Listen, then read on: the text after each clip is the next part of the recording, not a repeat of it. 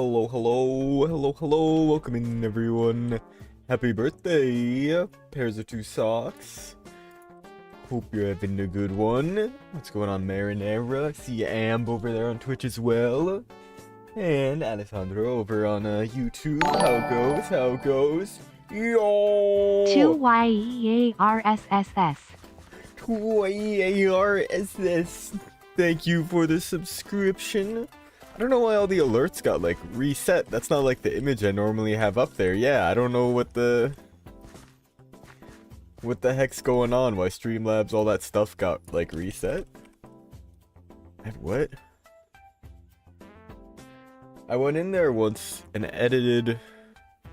All I did was just make it. I turned the TTS on, but for some reason it like borked it. Where's alert box? Subscriptions?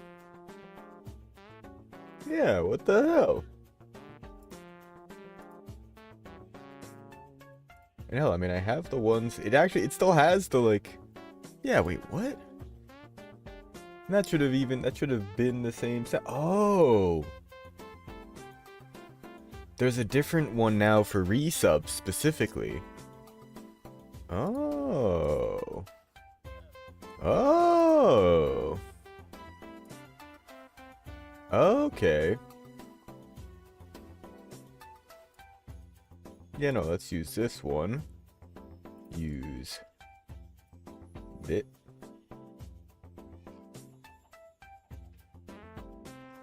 What? My sounds. I've uploaded sounds. Alright. Well, either way, our plan for today is to make plans.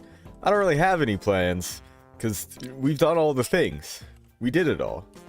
More or less. Not really everything. There's a couple jobs that I guess we've kind of yet to fully complete. One of which being something we'll go check out right now. There's a wizard that has given us a quest for finding a blood panda, or brown panda in particular. But, we still haven't gotten that yet. We need to do that. But otherwise, I've kind of done all the other little projects around here. Like, there's still things I want to do. I want to make a better space for them. I want to make, some more farms, but that's kind of really what we're planning for, is making more farms. I thought about making a sugarcane farm here, but I realized I should probably make it at the witch farm and just combine them into an auto crafter for making rockets. Because of the way that the ominous effect works, you need the bottles from the pillager outposts. We're probably best off making this into like a proper pillager farm to just farm up the ominous bottles, because as it wasn't that much of a pain to just fly over here, find one with a banner, and then just go use the farm as it was. But let's turn this up a little bit.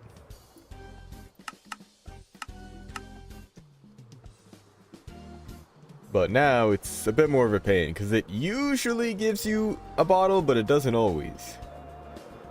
There's always the option to go mining. Expand what? When did I expand it? What did I expand? I've expanded a few things. In the base, at least. Well, it's been a while since, I mean, really we've built any of this. That's probably one of the most recent builds, the lighthouse. 30 blocks wide. What was the lighthouse? No, the lighthouse has always been this big, if that's what you're talking about. This thing is pretty large. But in fact, this is the direction we want to be going. It's no, it's a pretty big build. I had to make it quite wide to actually fit the whole raid farm inside of it. Okay, let's get in there. Do a little swimming. It's a bit faster. Ta-da! But the main issue was, yeah, this guy. Oh. Yeah, all this redstone here. Because it's really just the platform that I needed, but there's all this that had to stick out to the side, and I guess in retrospect, I could have actually flipped all of this redstone around and put it maybe more on the back here, but even still, that would have only saved me a couple blocks on the circumference. Basically, this was our choke point here, this corner matching up there. So that determined the size of our circle. Man. That was the first stream you came to, like, when I was building this? Man.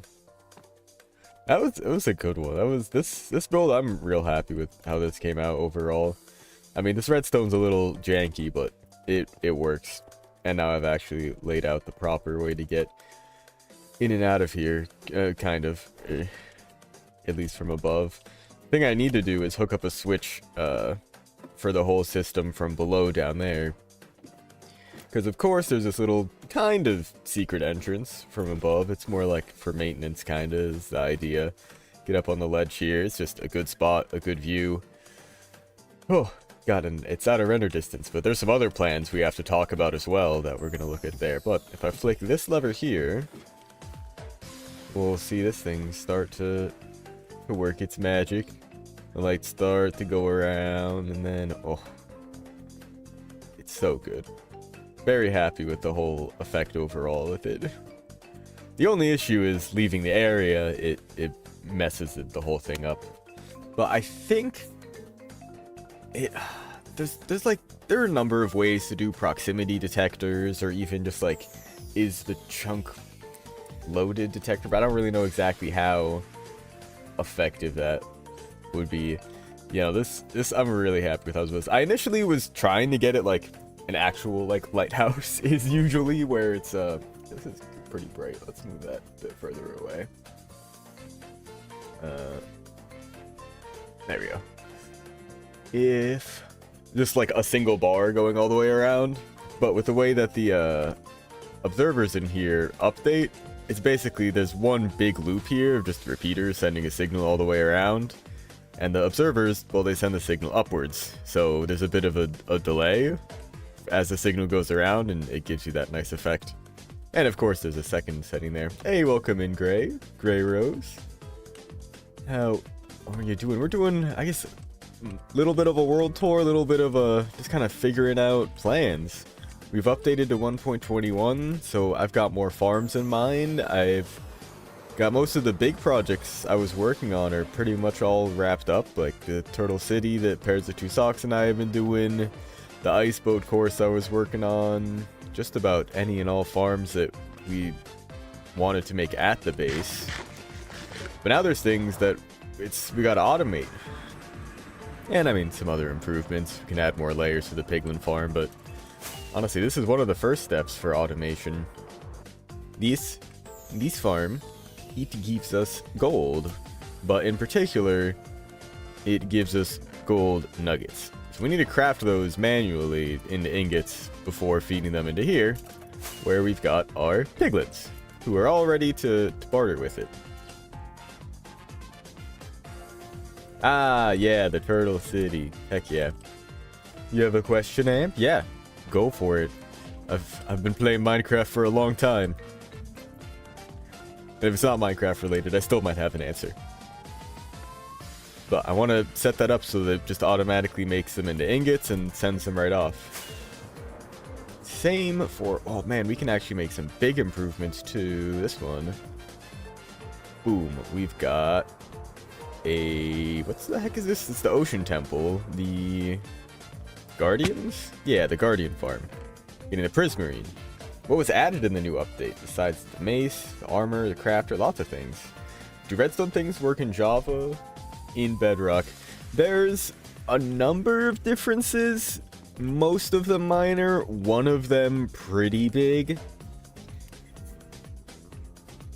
But I can go through a couple of them in a bit. I'll hop into the redstone world and I'll look at a couple of things, at least what I know. Like, I haven't played much Bedrock. Pretty much everything I've learned is from posting Java stuff, people telling me this doesn't work in Bedrock for this reason.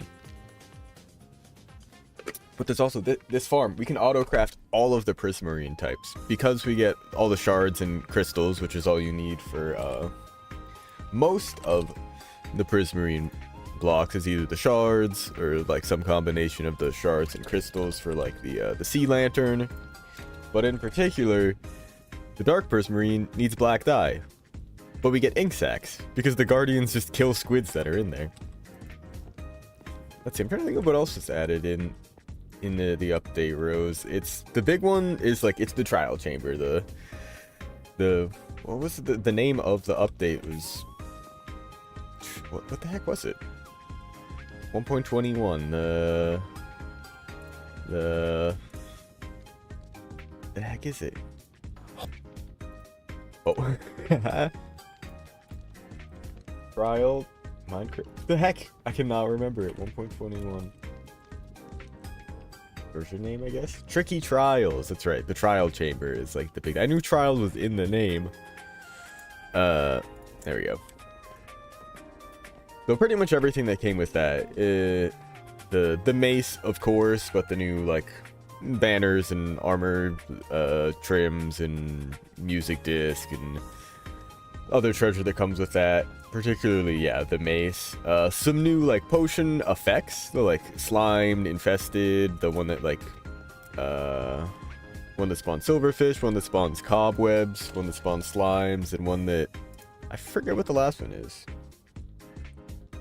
Is it... It's... I mean, there are potions, right?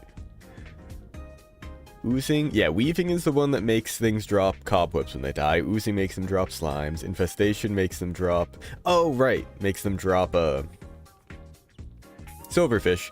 And wind charging makes them blow up like a wind charge, which we also get. The breezes drop the blaze...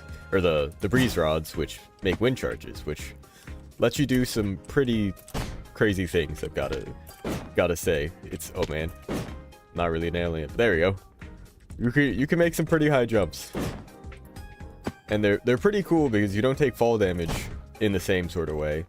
It only starts being calculated from where you launch from. So it only treats it like I fell from there, not from like where I launched up to.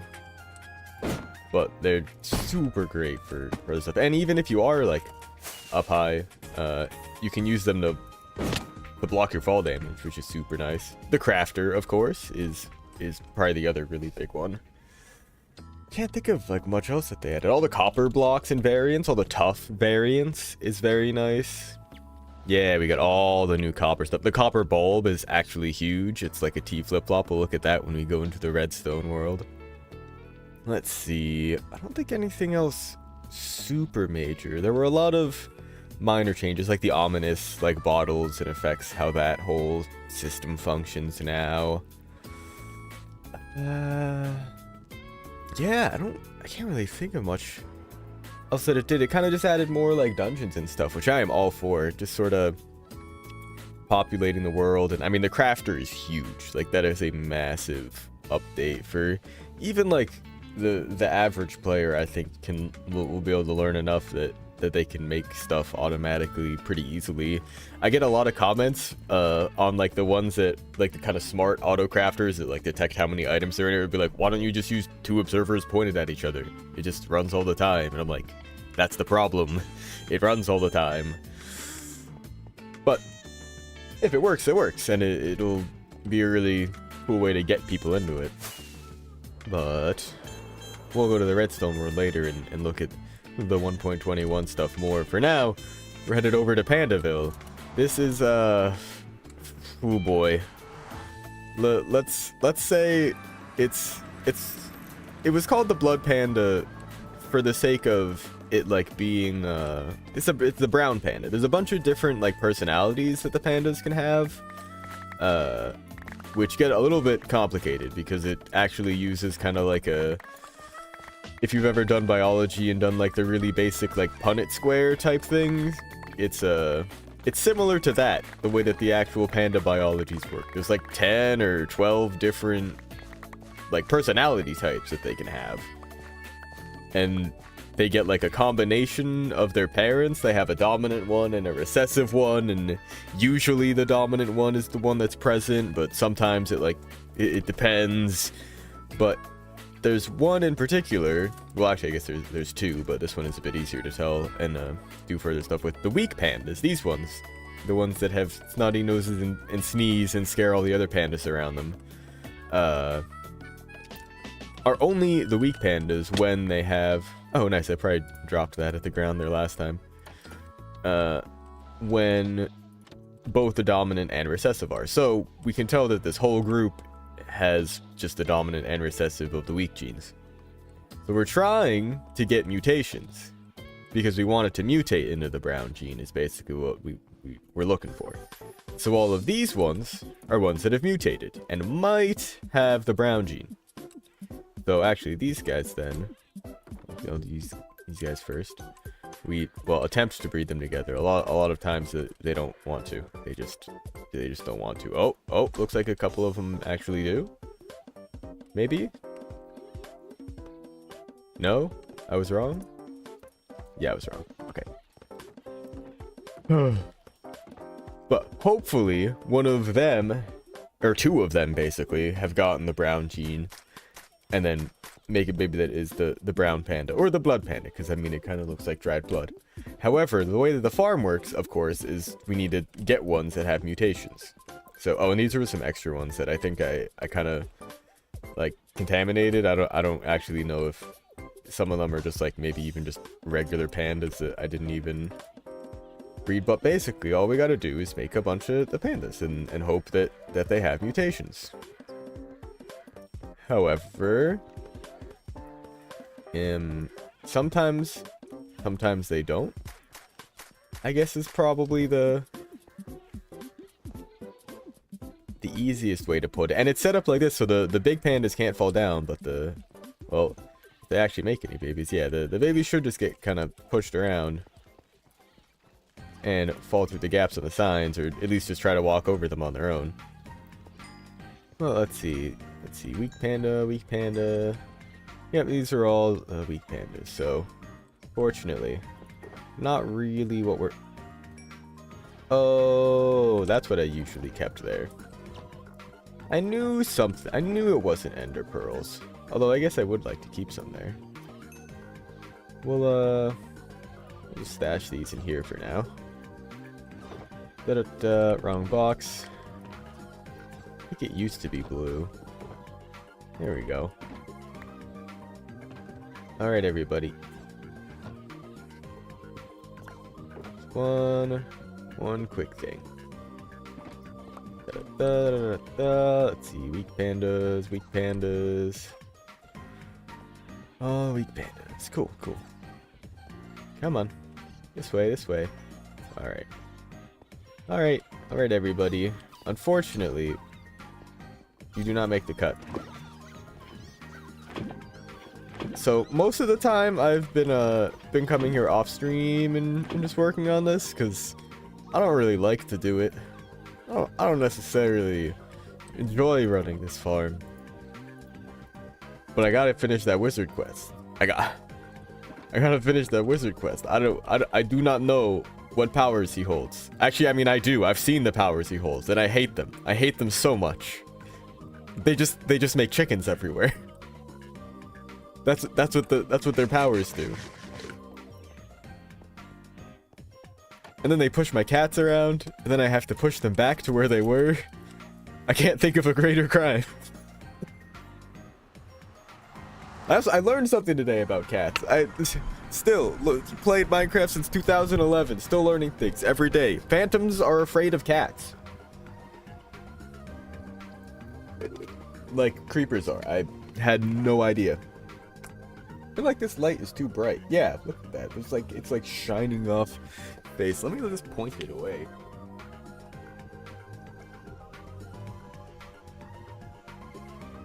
Or at least more away. That's worse.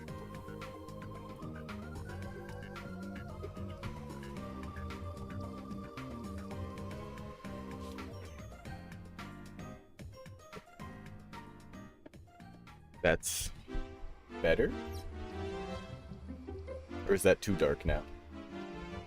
Ah, how about that? I'll turn up the other one. We have the solutions. Engineer. Oh, right.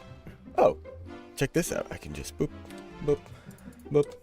Now next time we go back, there'll just be a bunch of bamboo waiting for us.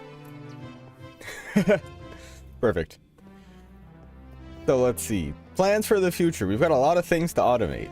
We're gonna put auto crafting on that. One on the Prismarine farm. We want to stack up more of this just so we can... I just want to get enough magma blocks just so we can fully do it. Get that fully set up. Tear this down and redo it completely because it's a pretty garbage setup. I mean, the hopper setup right here will stay the same, but it'll just feed down to one side. I'll probably try to make it more efficient. I'll maybe just... Oh, God! Do them all in individual lines. That also seems like... Yeah, as I said, it's probably at the Enderman farm.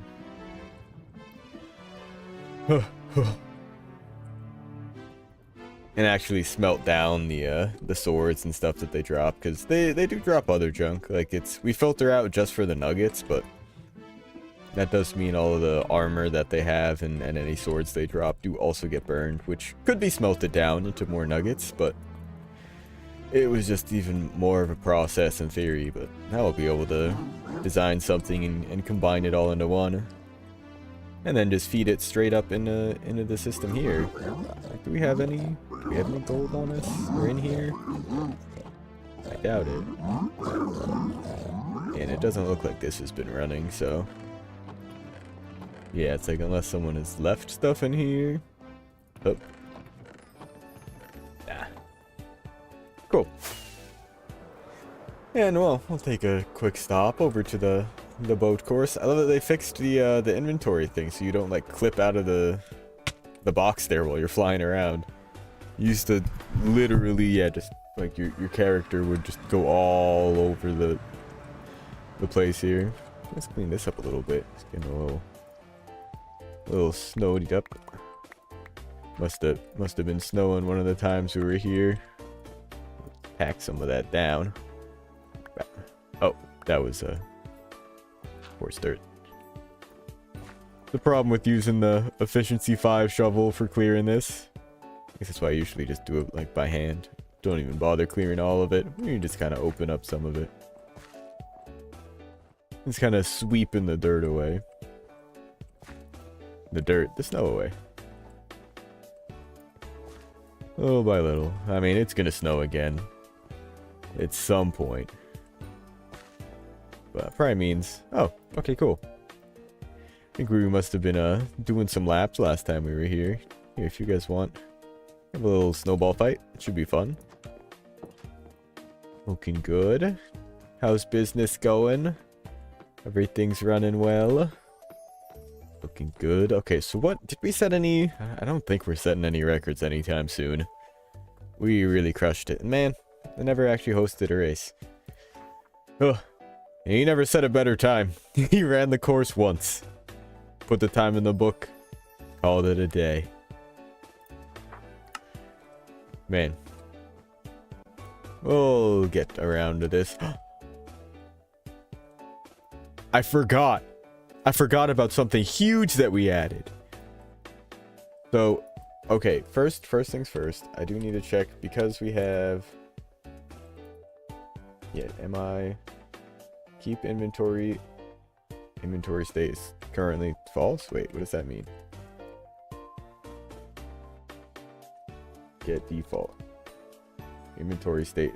Oh, okay. So we have this little here we go. Mod called I keep inventory, which is very helpful and lets you set individual keep inventory. Actually, is the full like title of it. Oh, also whoop. There we go.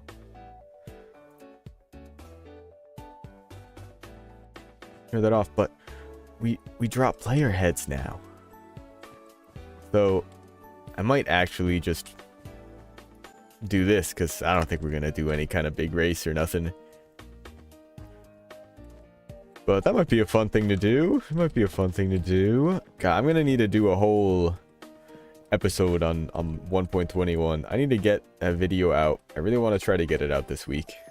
Like this weekend. Like, I mean, ideally Friday, but I've pretty much got all my footage. I need to record just some like intermediary bits, just sort of explanations that I didn't cover, or I don't know, just talking about other things we did, because there's a lot that I don't think I even have footage for. Mostly, I don't think I talked about the banners, which was just a little thing. But the big one I didn't talk about was the boat launcher at all. I haven't recorded anything for that. That will be fun to show off. Probably going to be a long episode. But I've got no plans for this like whole week or weekend, so I'm just going to edit and go. So maybe we'll have the video up for next week. I want to have it, I'd like to try to release it on a Friday, because the weekends just are generally better for that, because I normally would release Sunday mornings, which isn't ideal. So even if I finish it like this weekend, I probably will still wait till next Friday to post. Do a lap.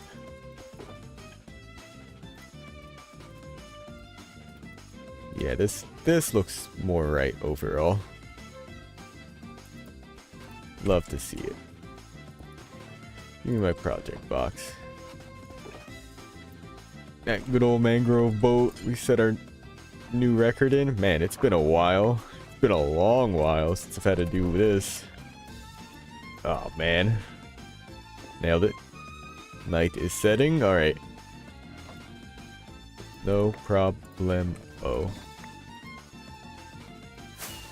I mean, there's a couple other things that I'd like to do around here. Maybe make a bit of a better sleeping situation. Wouldn't be the worst. Sleeping through the night.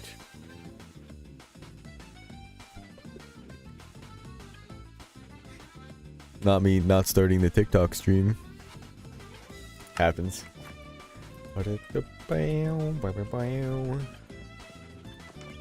Alright. I'm ready. Let's go up here. Take a little refresher. No sound detected. Up. Sound should be good. Oh god. Oh god, sorry about that. That was probably loud as hell. That was loud for me. But this is the whole course. We've got, I mean, it's almost this entire taiga biome. It's pretty nice. I mean, we're right up there. Ooh. And I forgot. Something changed. And I'm going to grab that map just to see if it actually works like I think.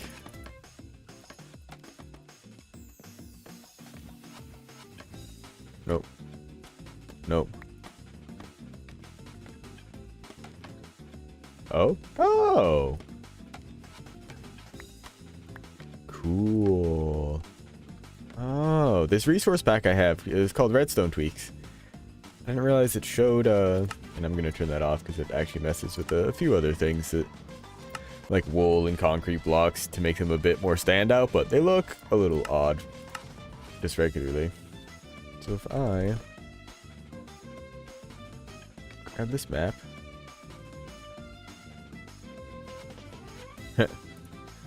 Yeah, awesome. Ah, not awesome. Okay, whatever. Boop.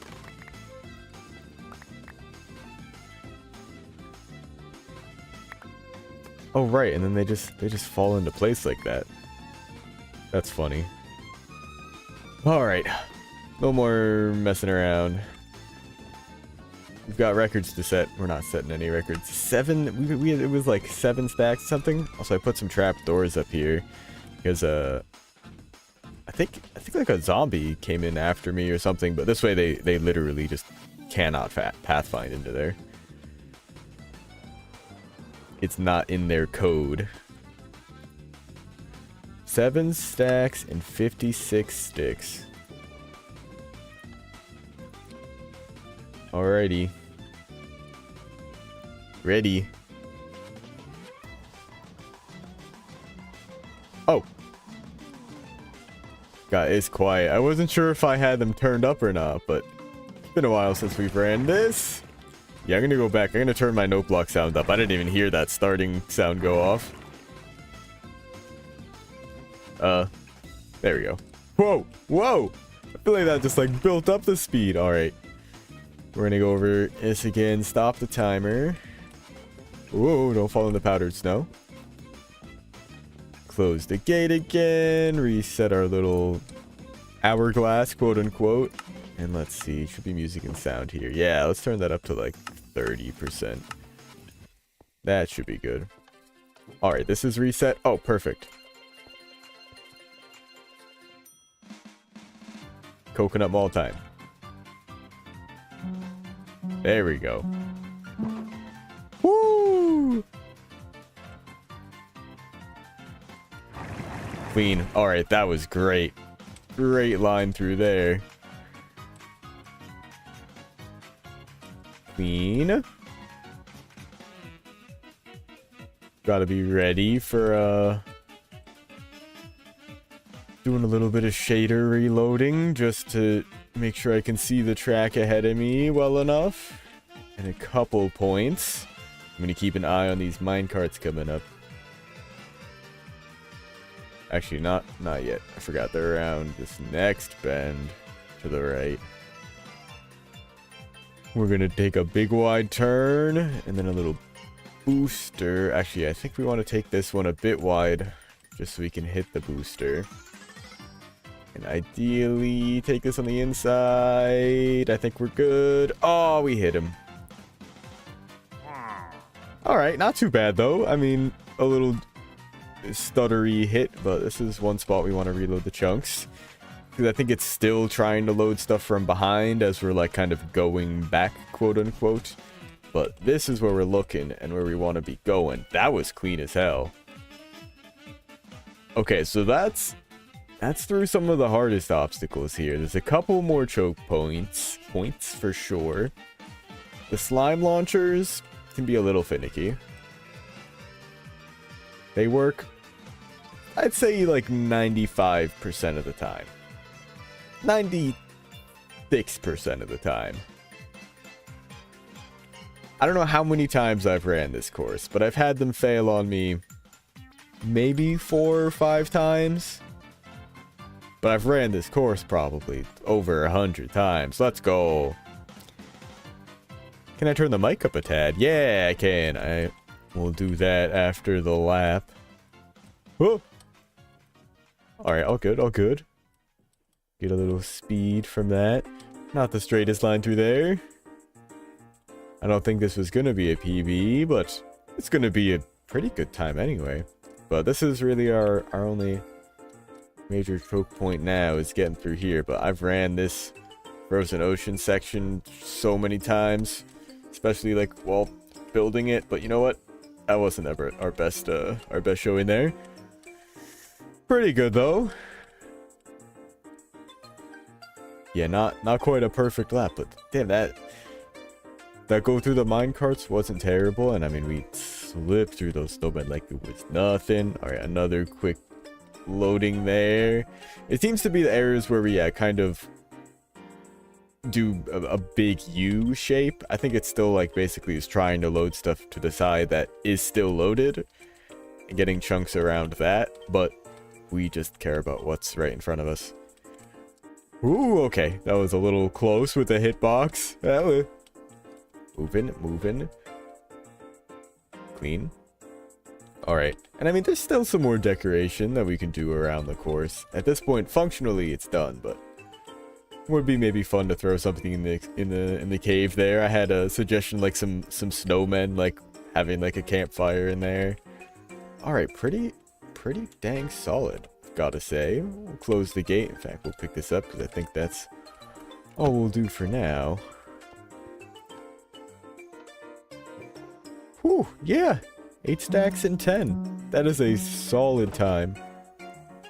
I mean, let's see. Each one is, what have I said? It's 0.4 seconds. 0.2 seconds. No, 0.4 seconds. Yeah. Oof. Solid. Get it up there. Then we'll put you back in the project box and move on. Let's see what is probably going to be next big plans. In fact, we'll fly back that way because it's going to be on the way. There's a couple big projects that are sort of next on the list, and we'll kind of be done over time, much like this whole course was. One of which, is going to be sort of piecemeal. Because it's pretty much a finished project already. But it's not quite there. It's almost, it's more of a blank canvas that it's functional, but it could use a little bit of life. Well, for one, actually, this area right here, over these frozen mountains, Pairs of Two Socks and I want to build like a floating, just fighting arena, just sort of a flat, circular, just place to PvP, make it look like a big, like, frozen rock, like, ripped out of the ground, and we'll, like, do the top all polished up with quartz and stuff, something along those lines. But the owner of the server, and I mean, soon enough I am, like, going to be functionally the owner of the server. However, the server, this is Flexcraft, is owned by Flexicon, who has made this castle, and it looks incredible. But they are away, and not going to be, I mean, pretty much online at all, period, but much less playing Minecraft for probably upwards of a year, but more likely 6 months or so. But we'll pretty much be seeing them in a while, and they've made this incredible space, just lovely, like, kind of template for us to paint on, and it looks great. This is one of the earliest pranks that I'd done on the server. I mean, I was just ender pearling around exploring the castle in its early days while he was building it, just summoned this endermite, gave it a name tag, and stuck it in the toilet. And I turned the mic up a bit. Hopefully that's a bit better. Hey, shut up. But I'd love to, I mean, he's got this lovely thing, and he's so good with these just huge structures. But there was part of the build, and in fact all of this has been closed up now. One of the final, like, bits that he had put together was, yeah, throwing a ceiling on all the tunnels down here, and yeah, closing off all of these rooms. A lot of them were opened up still. And I'm wondering, there was one that I think he missed, but I'm not sure. This was an example room that he gave me. He said, you know, take like these rooms. He gave me a couple spaces like this. I'll show you what I did in just a second. These just blank stone rooms like this, and said, just do anything with it. Well, like, this is gonna be a big manhunt map functionally. We'll do like hide and seek. Yeah, he didn't cover up this room. I knew it. So we'll do something with this as well. But there was right here is one of the rooms that I messed around with, and in fact, it's very possible I have a night vision potion on me. That would make this a lot nicer. Speed, invisibility. I don't think I do then. I think these are all like strength and health, yeah. Alright, well, I've got my brightness turned all the way up.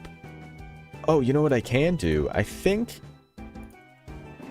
Does lava bucket produce light while underwater? No. Does anything? I have one of those, you know, ambient light mods, or the dynamic light mods. Oh, my water bucket's empty. Whatever. Not whatever. I can fix that real quick. Real quick, right quick.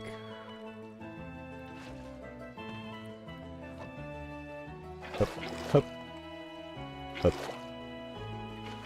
Perfect. One for you. One for you. And one for... God, Minecraft needs to fix their inventory system. I mean, I think I've got a pretty decent system here, but it's a little bit of a mess. Wait, what the hell happened? How did I end up with an extra bucket of water? Oh, that's how. Oof, okay. Get in there. You get in there.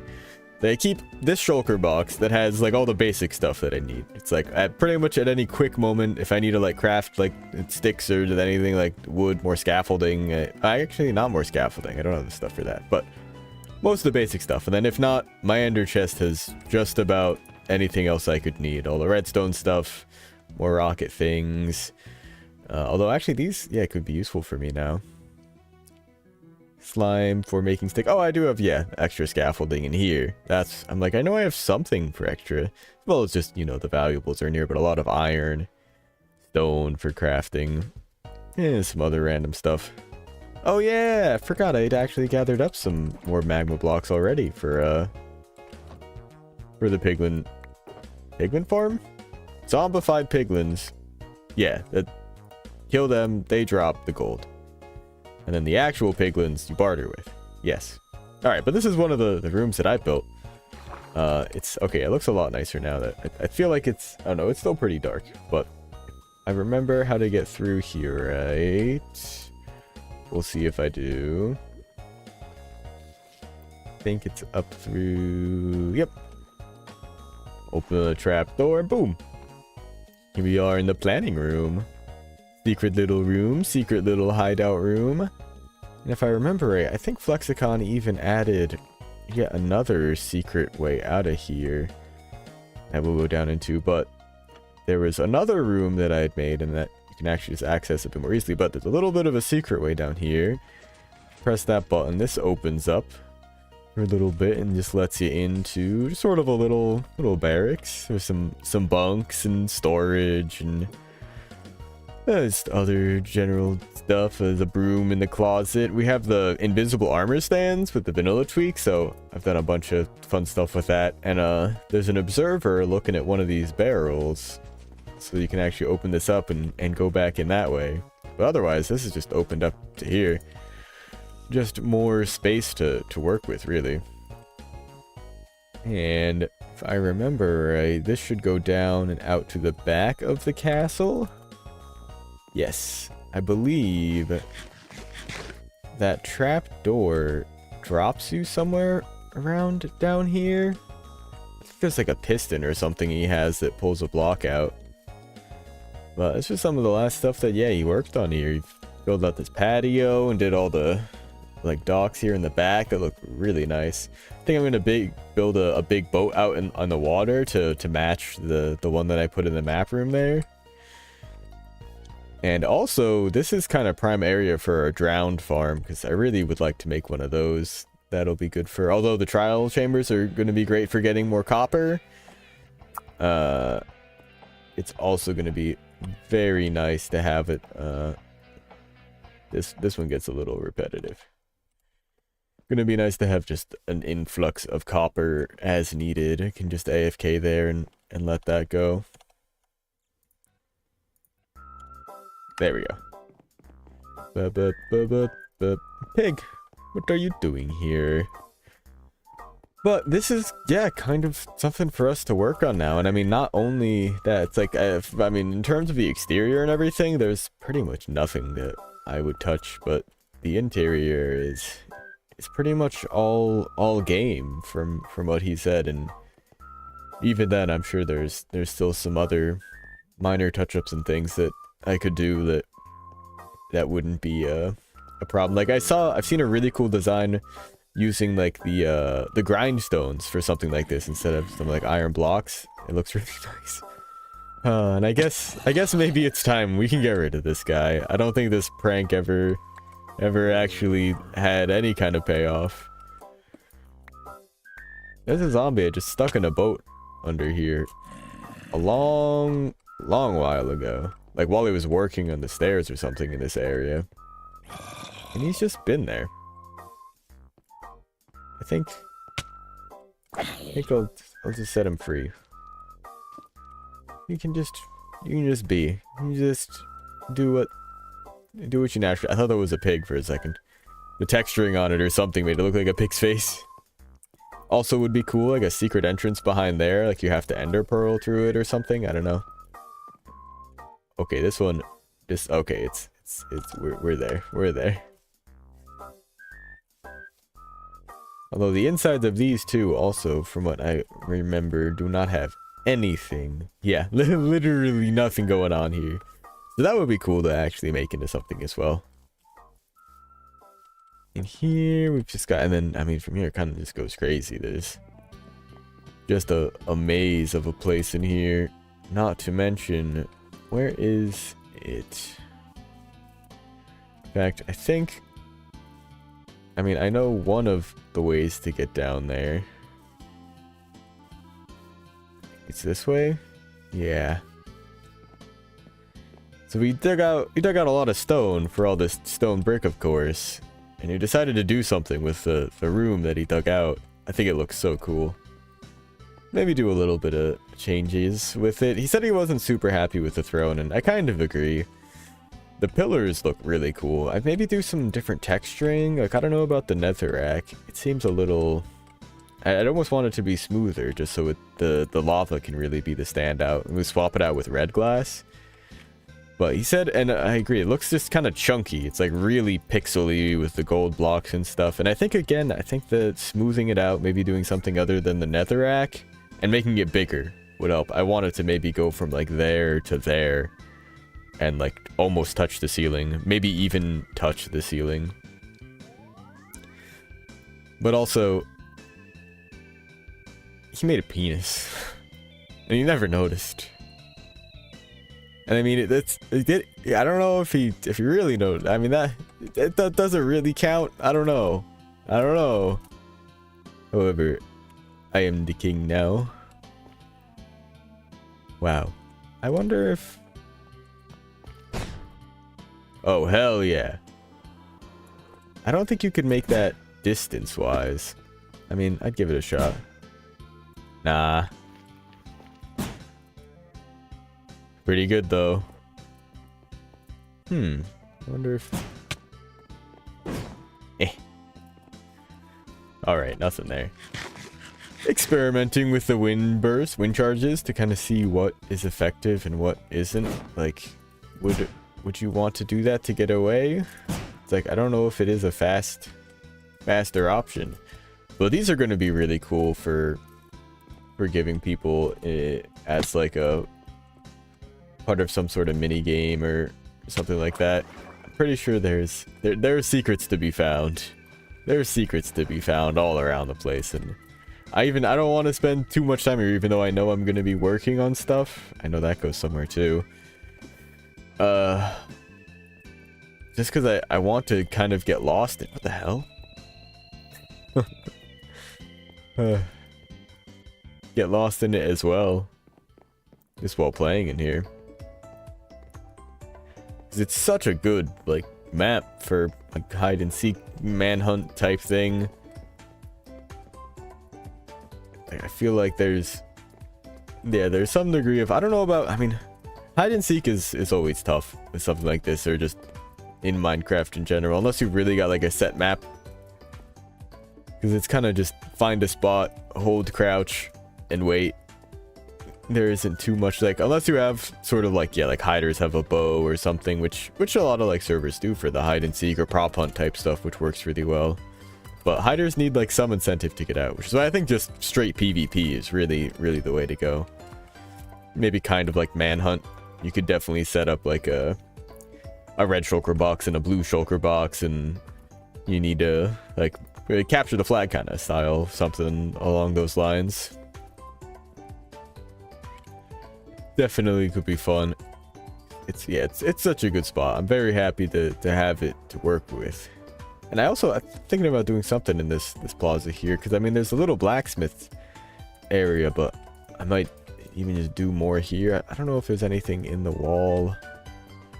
What on here? I think this is probably just corridor. Yeah, we could take away some of that.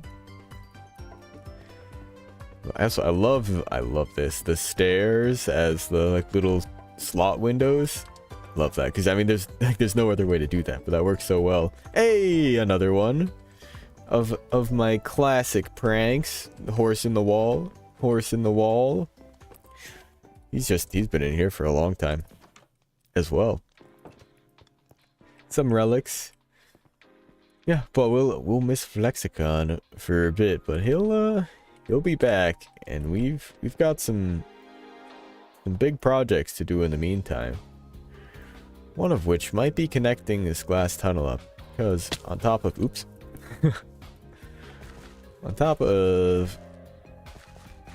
Oh, I wonder if an Enderman did that before we had turned off the abilities. He also has this storage room. Aw.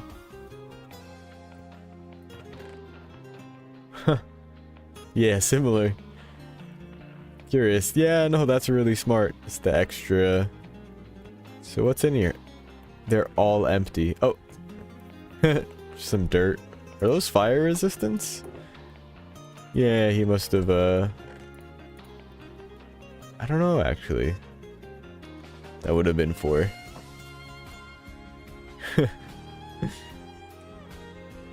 Let's see. What's he got for valuables? Where is valuables? Where's diamonds? I mean, these are the real valuables. He must have hid them somewhere. Because, I mean, you'd think that he just keep the valuables in the ender chest. Maybe he actually kept them in the ender chest. We can find out, too. Whoa! Oh, I thought he had more. I don't even know what I saw. One of the 64 stacks I thought was ancient debris. It's like, where the hell did he get all of that? Yeah. Stacked up. I don't think he's got anything stored in there. It should all be foodstuffs, all the glass from building. Oh, these are like treasure and valuables, I see. Here's another beacon. Jesus. How many withers did he kill? Wait, what is this one? Oh, we have fuel. Oh, this is probably all end loot. Hey, that was from my Christmas gift. Oh my god. Oh my god.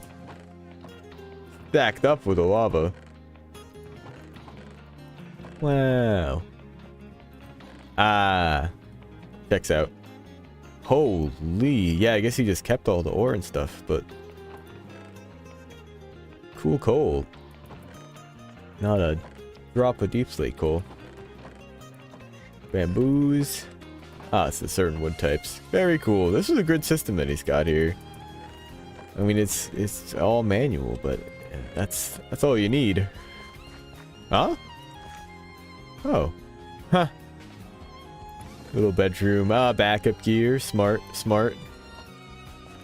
Looking in the ender chest as if there's something in there. But as I was saying, underneath here... Oh. And well, this was really his house. This was the starter house.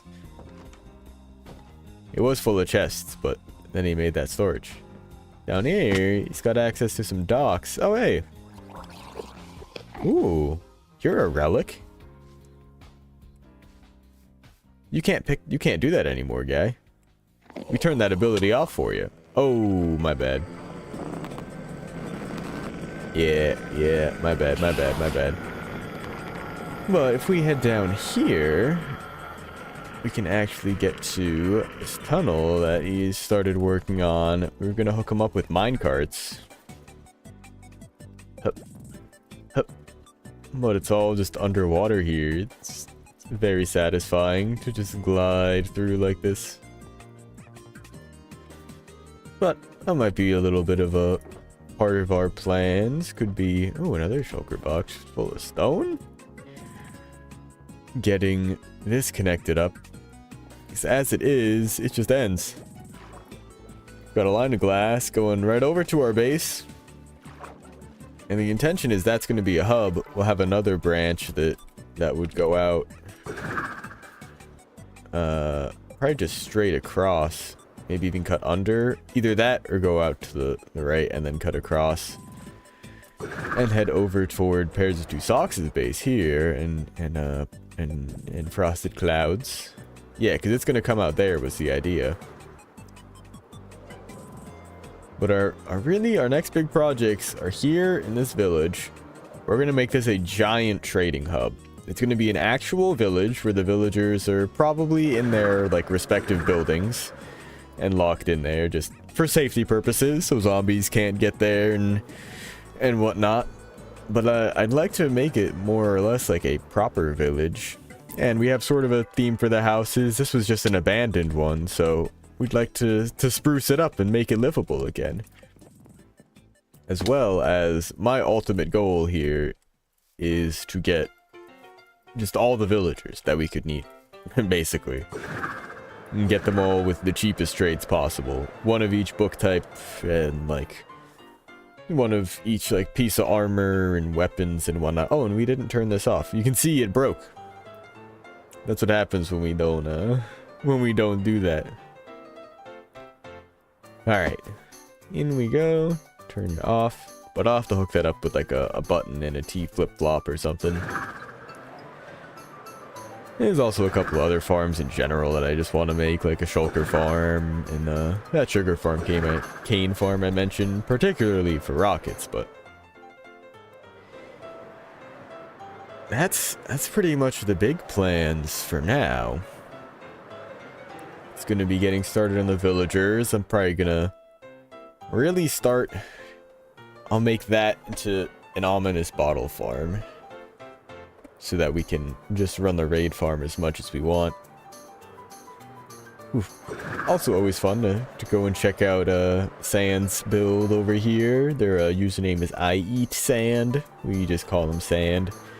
But they dug out this whole 100 by 100 area by hand like a madman, and they're building this gigantic like cyberpunk city, and it is so very cool.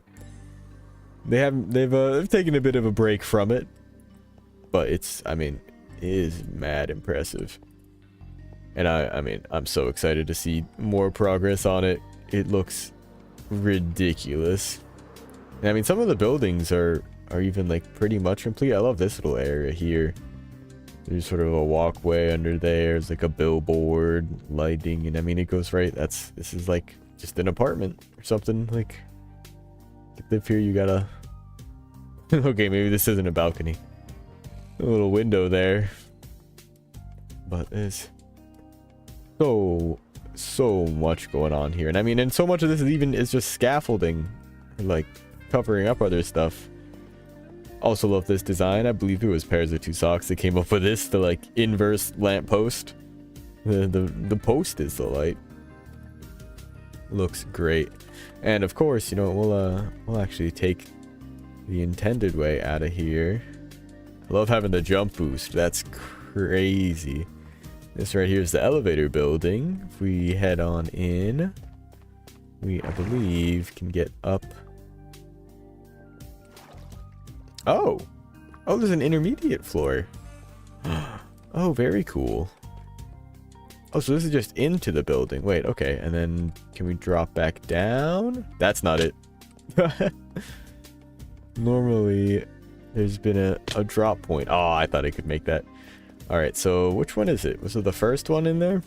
I think it's the first one in the door. Yeah, it's this one. Perfect. You see the whole city go by. Onto the second floor. Where Pairs of Two Socks set up a little DJ station. They were just chilling here, DJing. What the heck? That's got sky access? I feel like that's not supposed to. Huh. Oi. Got him. Oi. Not another one. Oh, ow. Alright, let's eat up real quick. Yeah. And oh well, as their username. Also, in the middle of working on this, didn't quite finish it. They'll be back. Oh, they'll be back. Well, let's sleep through this night, and then we'll head over to the redstone world for a little bit. We'll show off at least a couple of the major things that I know about for 1.21.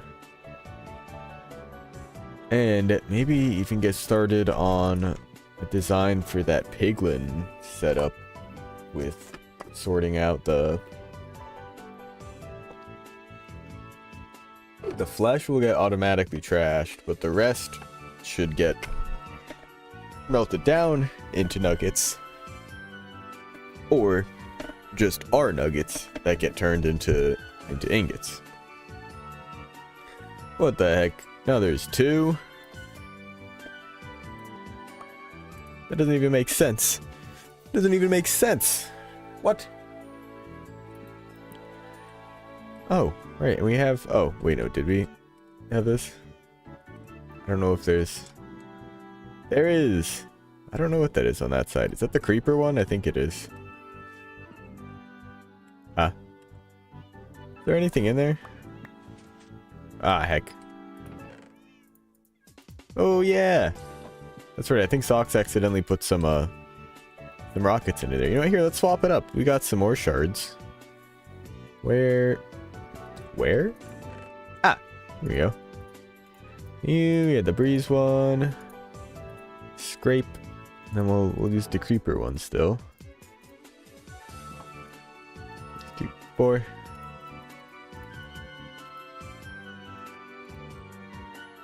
Cool.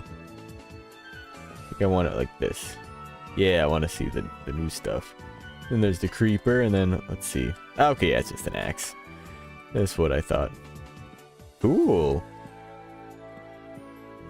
Yeah, I like that. Slept. Alright. Looking good, looking good.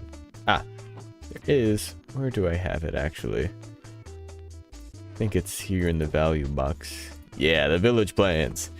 These are all, yeah, kind of the steps. We need to finish the terraforming, which still isn't, like, totally done. Do our building. Get our, like, actually populated with enough villagers and all the types that we need. And then get them all as cheap as we need. But here I have laid out, because, like, we need 2 armors. In theory, basically, at level 2, they'll get either chainmail leggings or boots, and at level 3, they get either the helmet or the chestplate. We just need some combination of them. I'm grabbing 2 butchers because we want them. They don't really have anything in particular we need. Same with, like, the cartographers, banners, and, I mean, they give the maps, but we already have ones that... We have the maps from everything close in the area.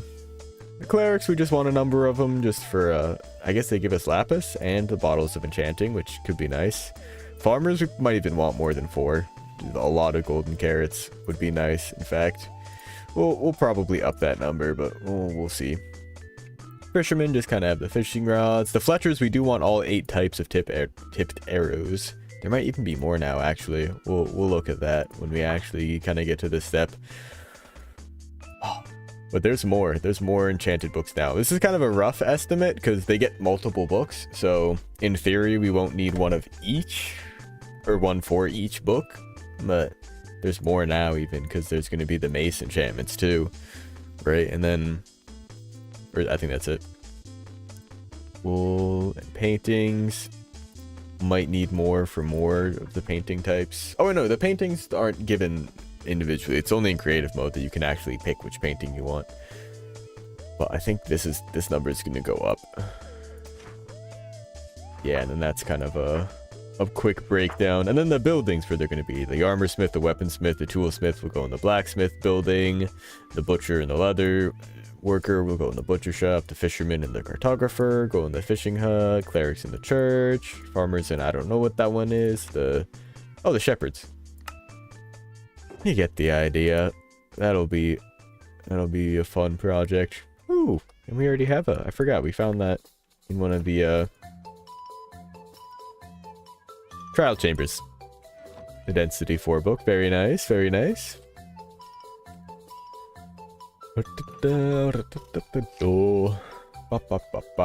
Alright. I think let's hop over to the redstone world. I'll also maybe set something up for the short for tomorrow.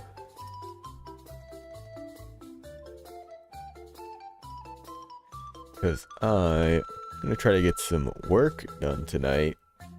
So I'd like to get the short done as quickly as possible. What's going on here? Ah, this is all the comparator stuff. Okay, well for this we actually do want the resource pack on. For one, I can turn this... Oh, no. Resource pack. Yes. I know it says I'm using the wrong version. It's fine. It's pretty much fine. More or less fine. Alright. Let's see. Got a lot of stuff going on here. Bah. Just a little scared. Just got a whole bunch of the flying machines just primed and ready to go. Oh my god, all these villagers are wandering over and finding the different workstations. That's really funny. What's this? Secret wall buttons? Okay, does this like mess with anything? No. Okay, cool. Ah, this is testing with the wind charges. 12 blocks was, I think, the highest I could get. Or 1, 2, 3, 4, yeah, 10, 11, 12. Yep, 12 blocks. Goddamn, nice. But man, we've got a lot of stuff here. This is expanded quite a bit already. Making the shorts here have kind of, sort of, yeah, it's kind of just grown around the area, hasn't it? Pretty cool. I do love this little binary counter design that came up with. I mean, this is just the bare bones of it. But the idea is, oh yeah, I mean, this is really the bare bones of it. When you power the bulb, it changes state. But when it turns on, it'll power the bulb down the line. Turning it off doesn't do anything. But this kind of lets you keep track of how many button presses there have been. So, well, kind of. Well, you press it once, this turns off. Press it a second time, this turns off. Press it a third time, this turns back off. Now they're both off. Press it a fourth time, that one triggers. It's binary, is basically the idea. So I wanted something that could keep track of it. Well, and this is the starting state, really. You're looking at which bulb is turned off. So this is like R1, and then this is like 1 0, 1 1, 1 0 0, 1 0 1, 1 1 0, 1 1 1, 1 0 0. It just keeps going up. But then you can reset it, because when the bulb is powered, it pushes this target block up into place and pulls the redstone dust over. So when you power the reset line, it'll only trigger the bulbs that are on, and the bulbs that are off will just stay as is. And it works pretty well. Then I came up with this. I mean, it's a little bit more complex in here. Let me put a button back on there, where it's, I mean, same idea. You press buttons and it actually like counts out how many. So we've pressed it 3 times, so it's 3. We press it the 4th time. We press it the 5th time. 4 plus 1 is 5. Press it a 6th time. 4 plus 2 is 6. Then we can press this button to reset it. It'll turn them all back on. And then it actually sends another pulse after the reset goes all the way down. There's, I think, 13 ticks of delay is what it was. Yeah. Just so there's enough time for the whole thing to get sent through. The blocks actually reset these. And then this goes through and turns them all back on. And here we've got a big version of it. It counts up to, what is it? Yeah, 65,000. It's pretty good. Pretty good. And what's really nice is because the bulbs can actually keep up with the redstone speed, the torch will burn out because of how fast it flickers on and off. But the redstone, or the copper bulb actually will keep track of things, so all the counting stays like valid down the line. The only thing that happens is that this bulb burns out, so it kind of always looks like it's off. It'll occasionally turn back on, and I mean, if you stop the system, it'll count at the right spot. Like eventually it'll just turn back on if it should be. Yeah, it should be. There we go. It'll take a second, but that means it just gave, let's see, 141 pulses is how many times you just pulsed there. Then we can press the reset button, and then we'll see that all turns on for a bit of a delay, and then resets. And we can just start counting again. I love it. I mean, and you can see it happening in real time. We'll just leave this running for now while we mess around with some other stuff. But I think it's a good demonstration of like actual binary counting. I mean, seeing like the actual behind the scenes of it too is also real cool. All the pistons firing. I mean, this is definitely a very laggy build. There's probably a more silent, I don't know about more compact, but definitely could be a quieter, less light update heavy one. Although I guess with the copper bulbs, get light update heavy is just kind of going to be part of the program. We'll just have to throw torches around everywhere if you really care about that. I just love that torch just burning out frequently. Alright. So, some of the other stuff. Really the big things that were added were the copper bulb and the crafter. That's most of what I've been messing around with in this world. That's why I made this world initially. I made it just a brand new super flat. For, well, actually it was 1.20.6. Because you could enable the experimental features and turn on the bulbs and crafters. But I've since exported it to 1.20. But this is really the setup. This is everything you need. This crafter. Oh, and we don't need this. Here, let's take all this stuff out of here. And ignore this for now. This crafter, this setup is pretty simple here. All you're trying to do is just power the crafter itself when there's an item in here.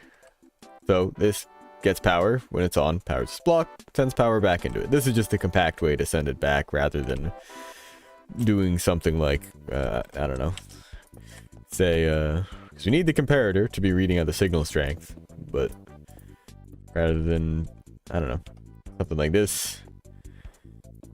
And that wouldn't even like actually power it. Well, you could power the block next to it. Well, might as well just put a block there and, oh, well, then you're at this setup. That's kind of how you get that. Easy enough. But we don't want it to power when there's anything in there. We only want it to power when it's totally full. And there's 9 things in there. But this is going to be on when there's anything in there. Unless we were able to somehow subtract 8 from it. So why don't we just do that? We can put this into subtractor mode and then send in a signal strength of 8. And now this doesn't have any power unless all 9 slots are filled up. And it'll give power to this. And that even lets you do things like you can fill this row here. So you get iron bars instead. Or if you wanted to do the brick pressure plates, that would work as well. However, it doesn't work with the nuggets. The 1 slot things, it just they flow in faster than the redstone can update, so it doesn't work. This way, yeah, it only fills up when all 9 slots are filled, which is something interesting to note, that it's the number of slots filled. It doesn't actually care about how many items like are in there. You could totally, well, I guess not totally fill it up, but do something like this and it would still kind of figure it out. Let's see. There we go. I'm like, there would need to be, yeah, at least 2 slots empty, I guess, for that to work. That's interesting. Because, yeah, that's almost as if they've been clicked in. Huh. It's pretty effective, though. Definitely will be the backbone of a lot of builds. I mean, this is pretty much as compact as you can do it. Like, there's no real other way, like, in terms of this. Like, there's probably a little bit more of a compact way to get power back to the crafter itself. Like, you could probably put dust on top of an observer that sends the signal back to the crafter. Like, let's see. It did something like, oh wait, oh yeah, no, this is right.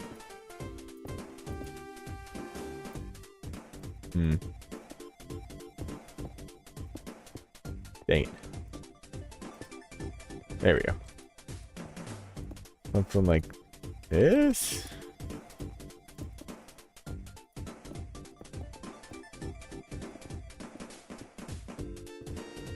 Right. Oh wait, that's gonna send 2 pulses though. That's gonna pulse once when it gets full, and then once again when it turns off. What if we made this?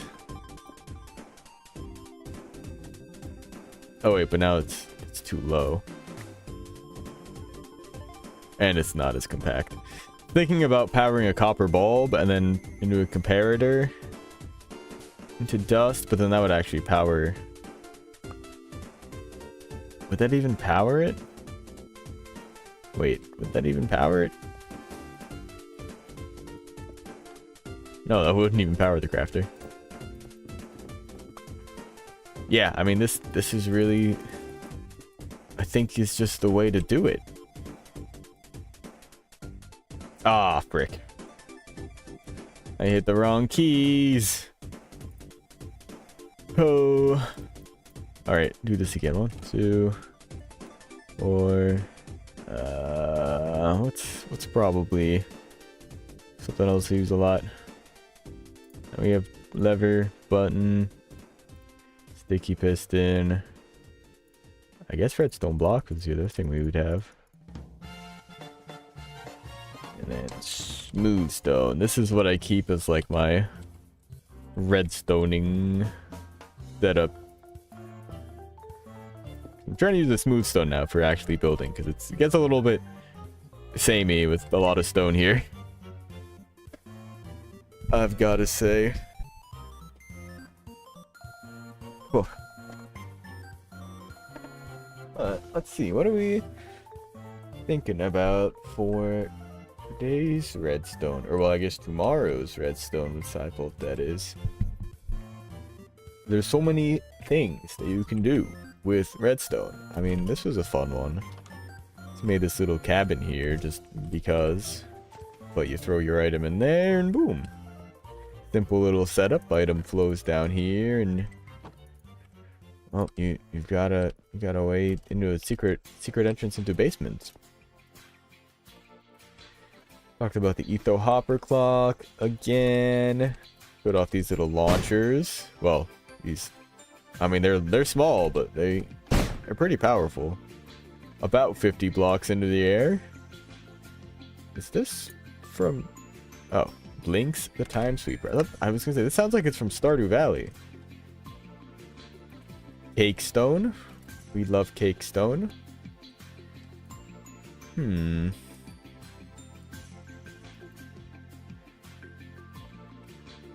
we can go over some more of the we can go over leaf stone again. Leaves. Let's do it with oak leaves. And an oak log. I think I'll be using a lever with this. Yeah, okay.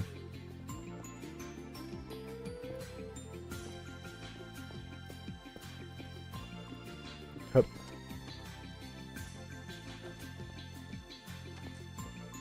Oh, okay, so that's actually the direction that the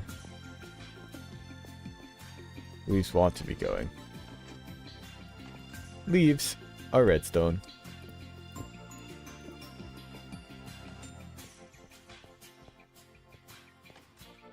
So let's see, yeah, I think...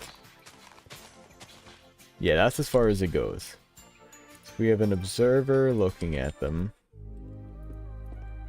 They'll get a pulse. Oh no, I wanted to do that, yeah.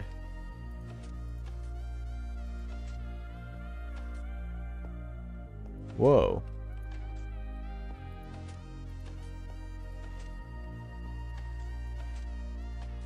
Weird. That something kind of happens there, yeah.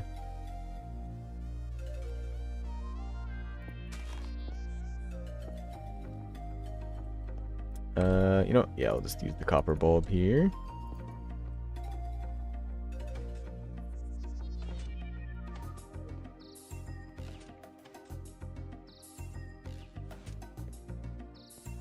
Okay, yeah, it'll be something like leaves are redstone.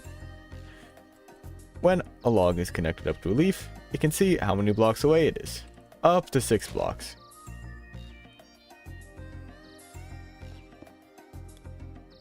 So yeah, if we look at these two observers here, when I flick this lever, only that first one triggers.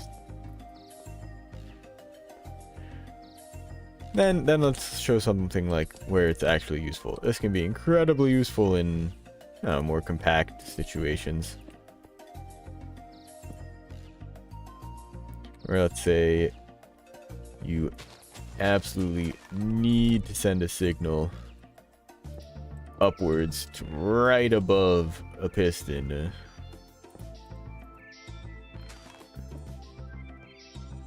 To, I don't know, trigger something. But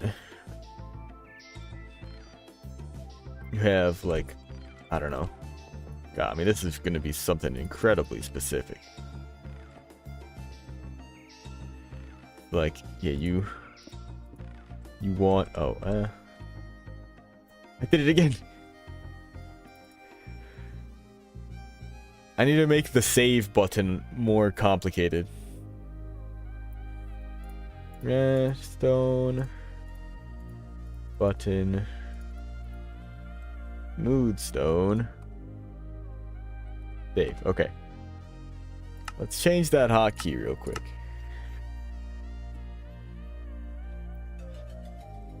Is it X? Ah.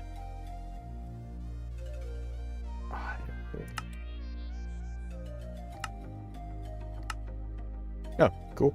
Nothing's on you. Wild. So yeah, so something else, yeah, that's triggering, piston, pushing, I don't know.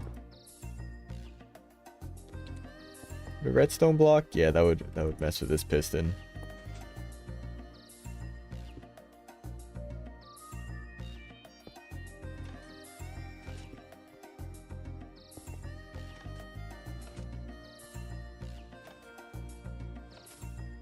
Huh. Yeah, that's right, it's gonna trigger it twice. Huh?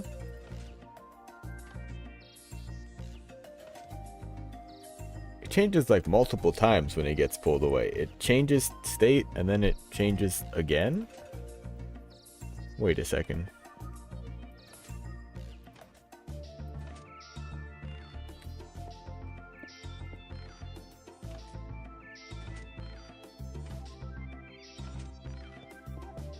Why does this?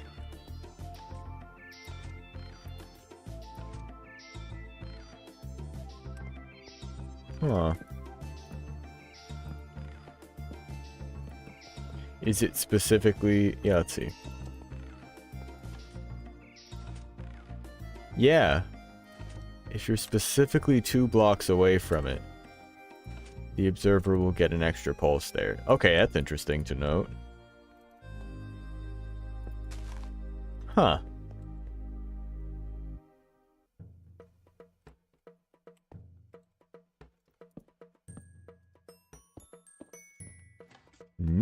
Yeah, okay, let's see. Yeah, you need a lever on here. Send a signal up to this block. But you've got this weird piston thing in the way doing something, so you can't really do anything like... Yeah, put a block here with the redstone signal or anything, but you can just use a little observer. Little redstone observer action. And this, yeah, is actually something to note. Okay, yeah. Is that it pulses twice. Particularly if it's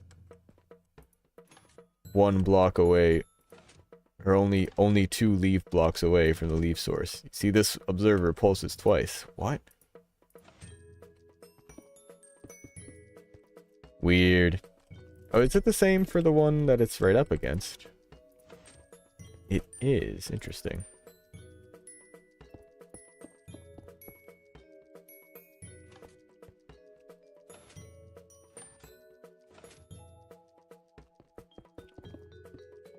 Okay, yeah.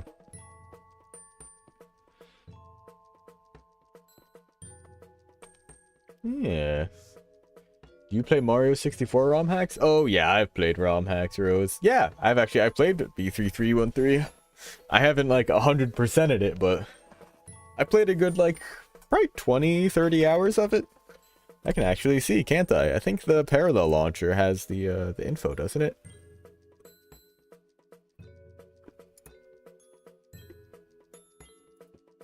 Not right now, updates.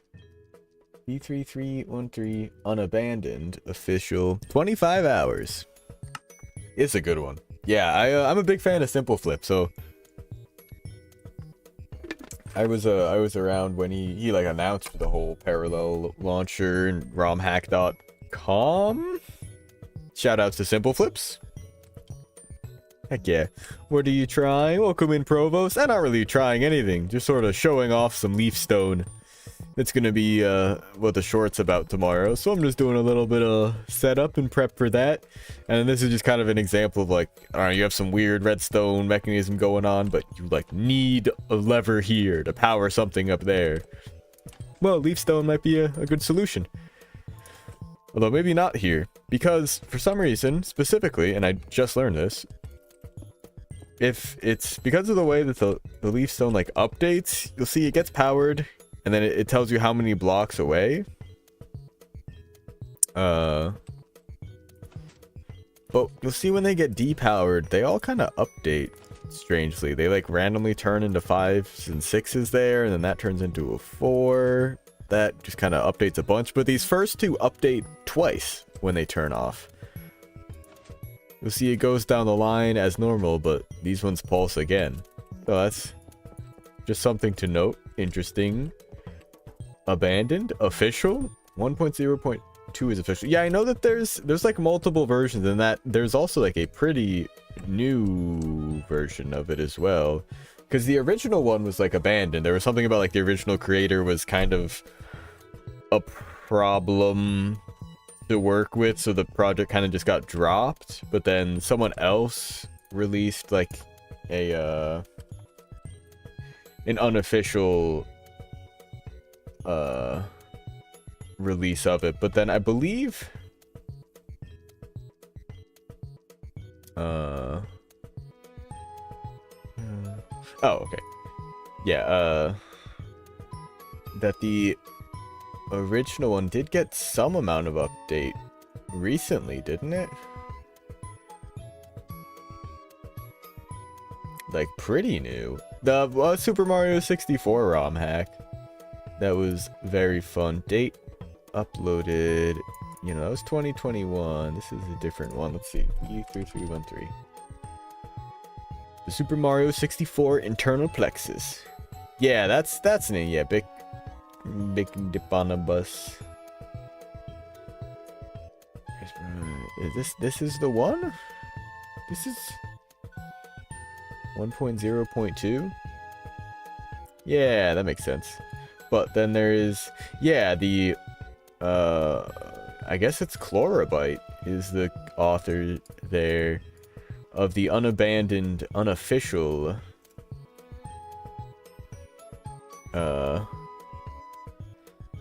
B3313 that they released in 2023. That, let's see, it looks like the big update. Yeah, there's like 471 stars now, but it's crazy.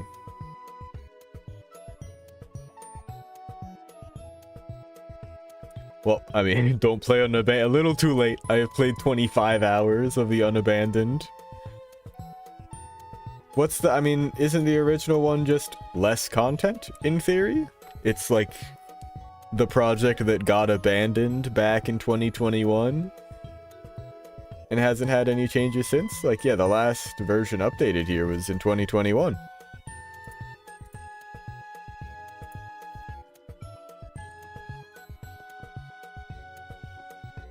I speedrun D3313. Nice, nice. Hell yeah. Okay, I mean, and that makes sense that you're using the original version. That's probably just, that's the version. I imagine there's runs for the unabandoned version as well. But I used to run the official, not official, the just like original Mario 64 16 star. I haven't in a while, but I'd really like to get back to it. 1.0.2, and if it is like yeah, unless anything has changed in the last like 3 years with it, like I definitely have played it, because I played the original B3313 I don't know, a long while ago, and then just last year I saw the thing about like the unofficial version and was like, oh cool, yeah, the latest version is 1.0.2, the one that came out on, let's see, where the heck was it? This one, right? The one by this guy that was really problematic, the one that came out in September of 2021. This one? 1.0.2, the latest version? Is that the so yeah, unless there's been an update, I've definitely played it. Like I've been saying, I think. Because I mean, I saw Simple Flip play it ages ago. Then I wanted to play it when he actually made the romhacking.com site there. So I played that a bit, and then just last year I heard about the unabandoned, unofficial one that actually added like a whole bunch more content, made things that didn't work. Continued developing it. But that was also really good, going back into it. Seeing new stuff that I hadn't before, and a lot of stuff that I'd had as well. Chris Rios. Oh,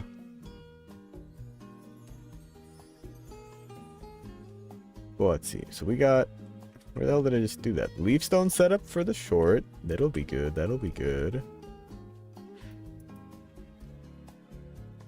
But I guess maybe not a bad idea to start trying to set up something for the piglin farm. Let's see. I know the main idea is...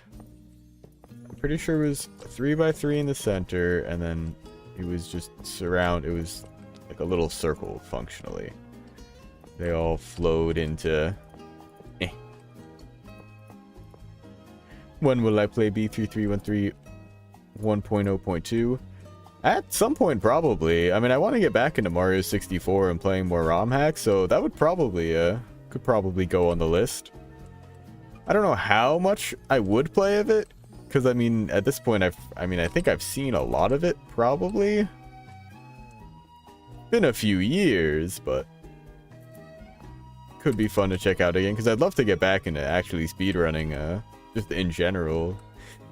Keep doing 16 star and then learn more. So we're gonna want to send all this into item sorters. These are all... I don't think they should all funnel into one like that. I don't think that's a good idea. Maybe just split it into 3. Would be a good idea. And then we can actually even kind of sort it out further, just so each one has a similar number of hoppers. Where I think these back two will just also point towards the middle. And then that way they each have like 3 of the middle hoppers and then 3 of the very edge hoppers. Yeah, okay. That makes sense. That makes sense to me. So we're going to take that. And that's going to feed items. We wanted to feed items into a hopper. So basically, this is what we're working with. This is going to be against bedrock. So we can't go any lower than this. So items need to get sent upwards, which we can do with little dropper tower. I don't love that. We can just send them into a block and do like the block elevator thing. I think that might be the move, actually. Do a little pop, send them into there. And we'd grab glass. Oh, in fact, actually, let's just like this. Oh, wait, no. They would need to be one block further away, because there's going to be glass on top of these. But you'll see what we're getting at here in just a second. We're going to completely fill this in. Oh, how am I going to get comparator signals?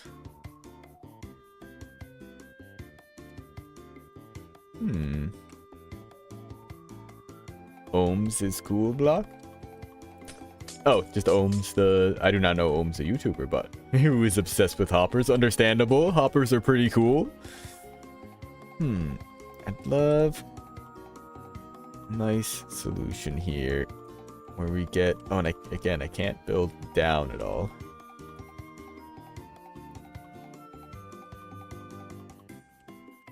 So, I mean, the idea would be... Okay, let's actually get rid of the glass for now.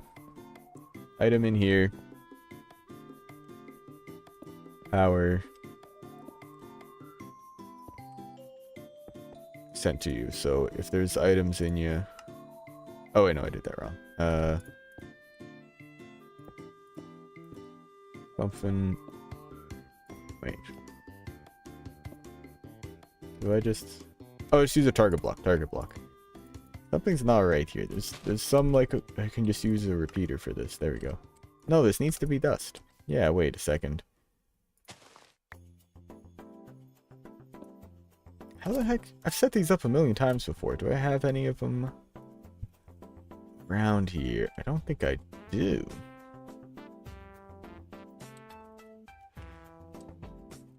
It's... Oh, man. Prepare to read the ticket. I know that there should be dust next to it, because this is the idea.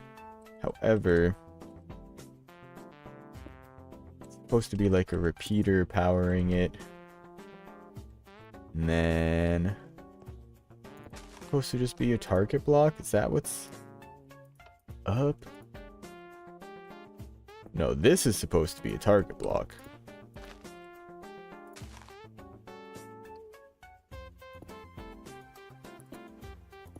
This is... When you come back, play 1.0.2. Yeah, if I do go back to it, I'd probably, yeah, play the original again as opposed to the unabandoned, unofficial. Even though it does seem like the quote-unquote unabandoned unofficial is still most of the, like, official creator teams, minus the one guy that seemed problematic. And I guess a lot of new people too, which is really what's up. But good night, Grey Rose. We'll see you around. Thanks for hanging out. What do I need for this? I might just need to go that other world and see what the heck I had it set up like. I don't know if I don't even have that world in this setup. You know what? Let's move a couple files around real quick. I think I can just do a little quick copy paste of this Minecraft version over, or that Minecraft world over. Oh. Did I get rid of the... Yeah, I did. There we go. 120. That's modern. That's not right. There we go. Instances. 121. Worlds. No. Saves.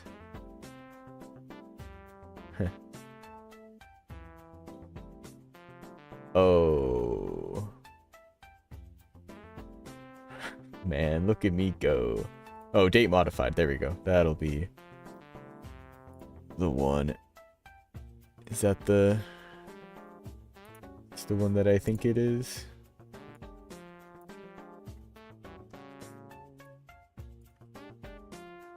Yeah. So let's copy. And then... What's our... Oh, this isn't the right one. This is the right one. Saves. Paste it here. We'll see my old redstone world. Hell yeah!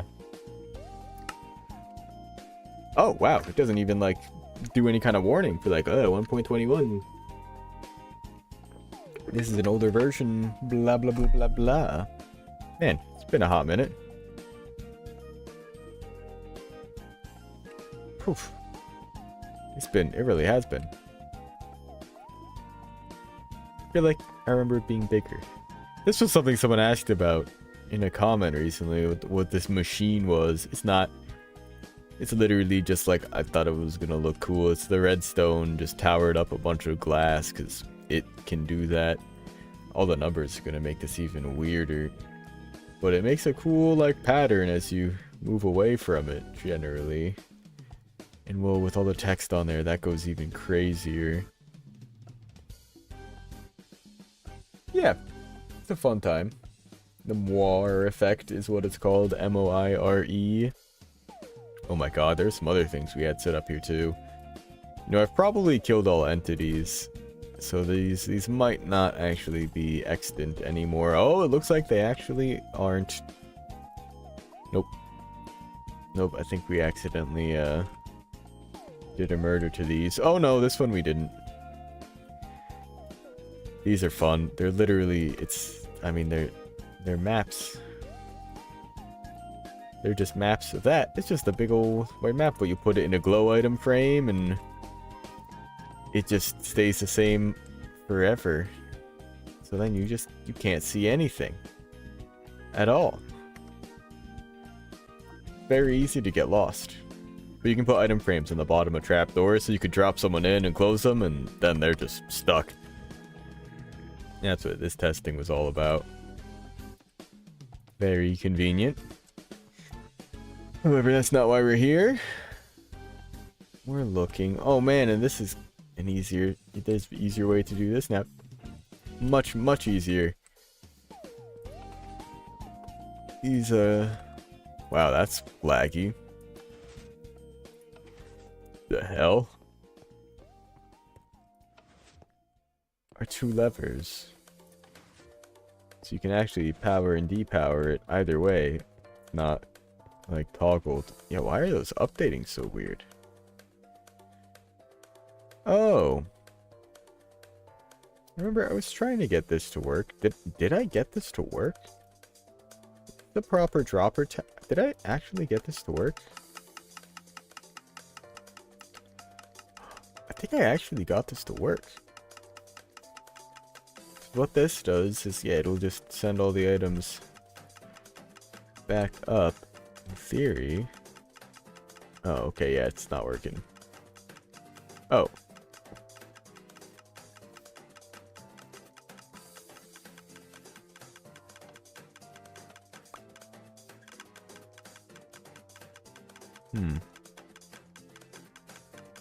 Well, firstly... There we go. There's definitely better ways to do this I've since learned.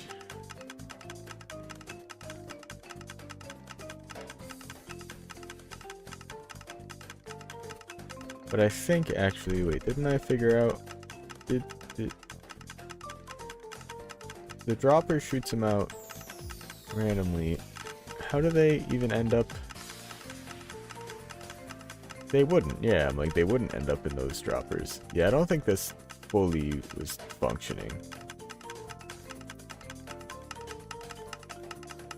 There's definitely a lot of pieces missing here. But it's a cool effect. Okay.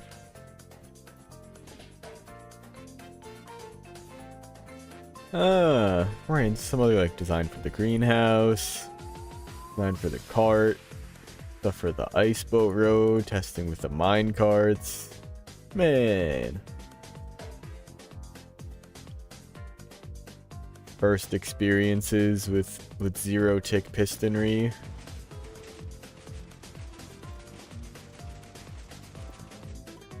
It's nuts. In fact, wait, where's the real crazy thing? And I'm slowly starting to learn more and more about it.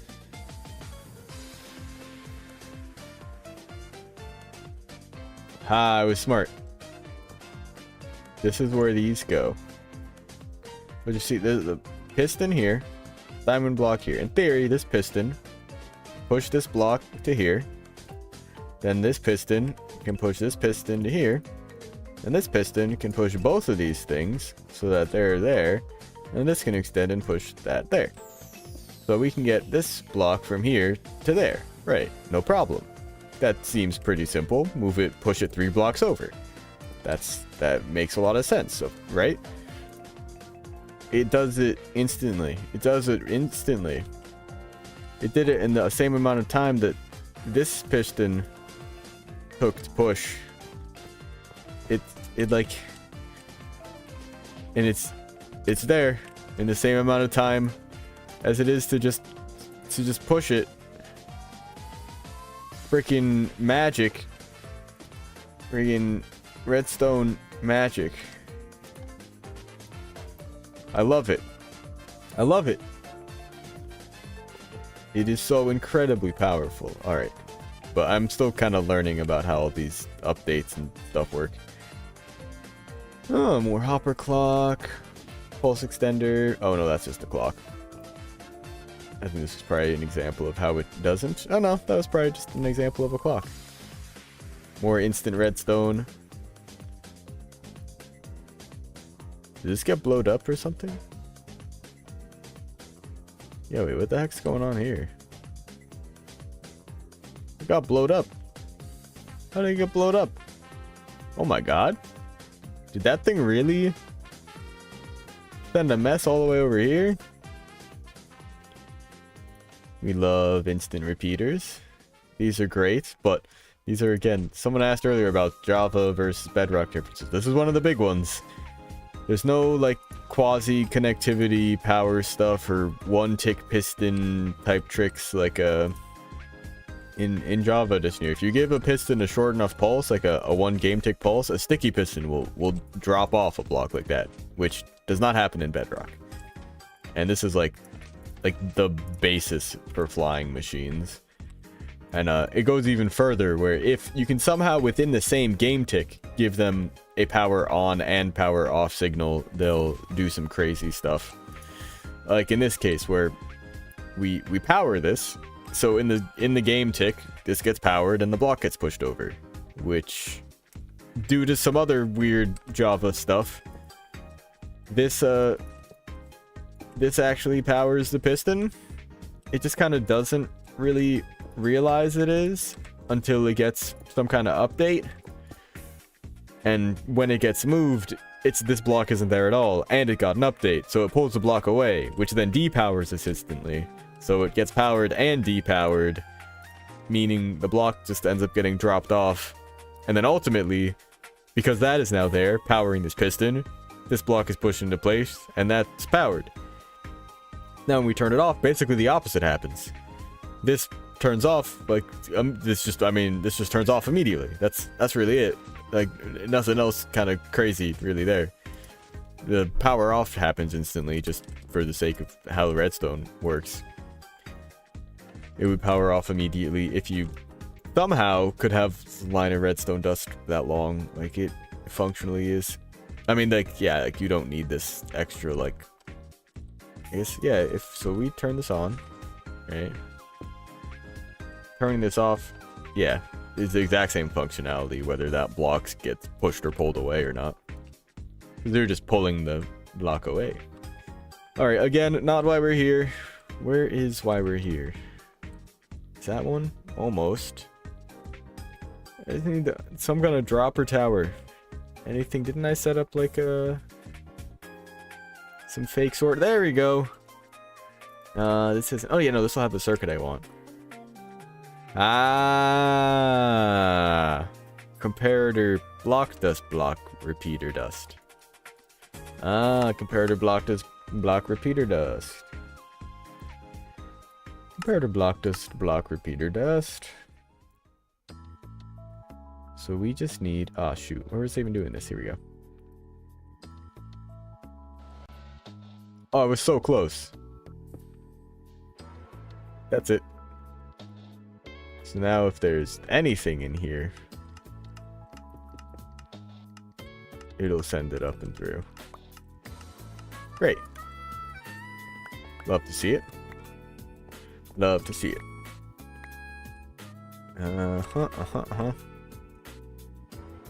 Big issue is gonna be doing the same thing with this one. How do I get the signal down to you? And secondarily, with this one. Well, maybe we just have two hoppers then. Two hoppers, two droppers then. Comparator. Block. Block. Dust repeater. Okay, okay.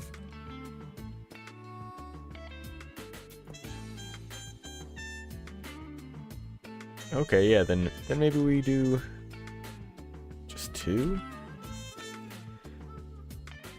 I don't know, I feel like it would make more sense having all three. Maybe just kind of hope for the best, because I mean we can also do this. And then, let's see. Can we pull comparator out of this? Nah, that ain't gonna do it. But I mean, there is also this option. And basically... I don't know, because what happens if this gets totally full? Yeah, we wouldn't want that. This is not ideal. So then maybe no middle one? That doesn't make sense either. But I don't want to feed everything just in through 1, 2, because things will get clogged, because we're going to have even more stuff flowing into the system. Different types of items, non-stackables. That'll take up even more slots.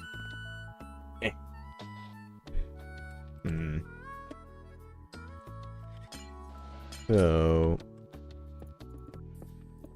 we want to feed it into some droppers like this, because I think the glass tower up is probably, I mean, a good move. Because we're in the nether, so we can't use like water streams or anything to send items along.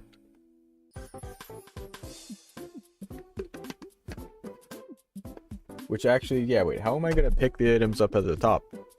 I can't pick up the items at the top. If I have them all in glass, they'll just end up on top of the glass. I don't have any way to push them. Right? Aside from like wind charges, but that would be a little ridiculous. I feel like. So yeah, maybe we do just go with classic blub. So maybe we just do 2 lines. Just kind of mirror it on either side. I think we're gonna have to, yeah, rearrange these hoppers a little bit. We should start with this. And then I guess send, well, we want to send half of it, so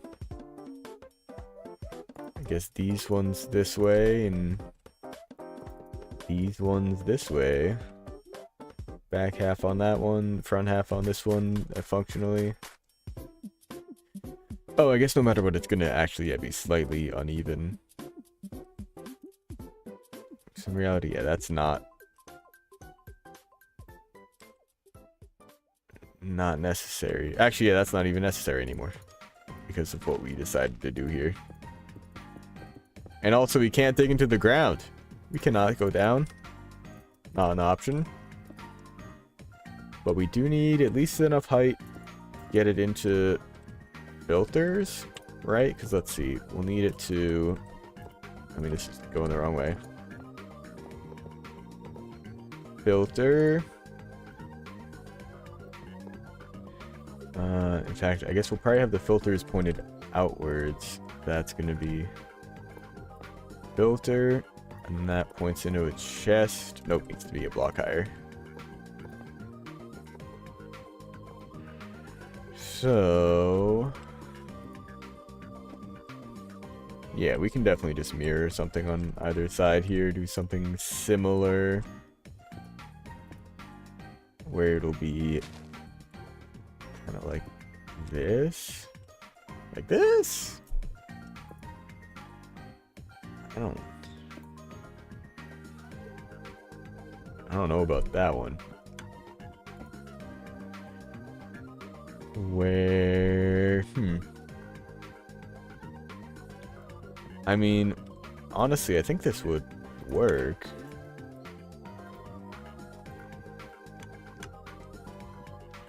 Yeah, because, like, it's gonna... Actually, wait, no. How did that fire the first time?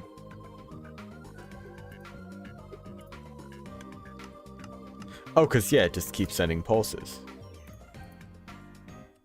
Because, yeah, like... I thought, okay, yeah. Oh, but the torch is gonna burn out. We heard it burn out.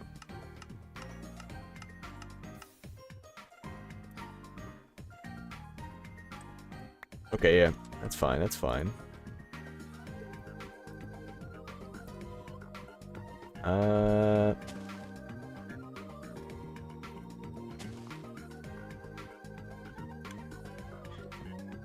So that's sending pulses into that, which will not send pulses anywhere. Like, what if... No, because that won't... Yeah, that doesn't go through the block. If you had a dream... If you ever had a dream where you... When you... I mean, target block's pretty ideal there. I mean, I guess we could just put a repeater on it.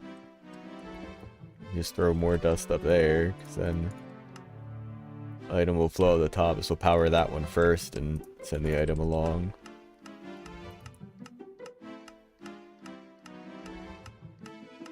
Right, that'll functionally flood out the system. That's what I want to see here. Does it send every item through? Okay, one does get stuck in the top. But that's fine. One item being stuck up top's no big deal. This circuit is pretty simple, and I think it's all we'd really need. In fact, we don't even need a target block there, do we? Because that's functionally just gonna do the same thing. Now we're gonna get one stuck in here and in here. Oh! Oh, it's just stuck in the middle. Oh, weird.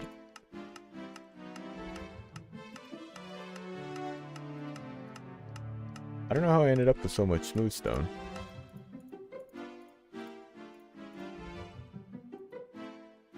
Okay, it just gets stuck in the middle. Huh. Odd. Alright, I'm wondering if I couldn't make this a bit more compact. I'm not really sure how I would. But I do want to make this as close as possible in terms of setting up the item filters. Which, I mean, I think this should be reasonable. Right? 'Cause then... Yep. Items will flow there into... Yeah, comparator, dust. Repeater. Ah! I knew there'd be interference. Can't start until there, it looks like. But that's fine. Let's see, we just really care about... We want to filter out the flesh initially, just to burn it, basically. And then...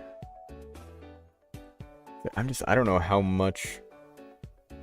I don't know how much we get. I don't know how many piglin per minute we'll be getting. 'Cause it might be worthwhile to make multiple flesh hoppers, or filters.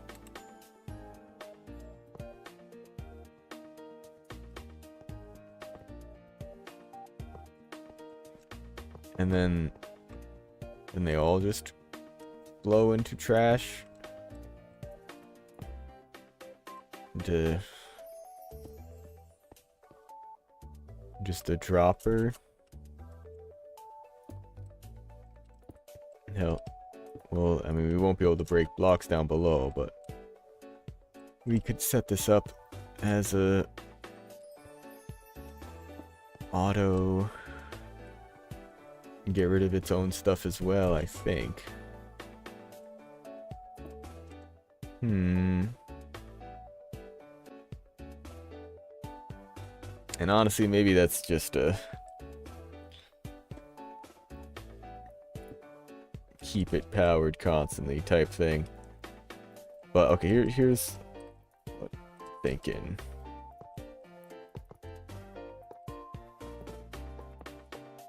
So let's get these going. Perfect. We'll have, yeah, mirrored setup on here. Something like that. Little, oh wait. Yeah, there we go. mirrored there. And this is, yeah, going to be pretty much the same idea. Hopper pointed into there. Filters there. Hey, welcome in, Asteroid. How's it going? We're working on a little design for a piglin, well, multiple things. Gold farm, filtering, / gold bar, crafter, / smelter. There's a number of things you need to do here, because all the things that zombified piglins drop are gold nuggets, gold swords, gold armor, and rotten flesh. So I think first step is, well, of course, collect all the items. They fall onto these hoppers here. Everything drops, you get sent up these little dropper towers, because we're in the nether, so we can't send items up with water. We could send them up through glass towers, but then I wouldn't have any way to pick them up.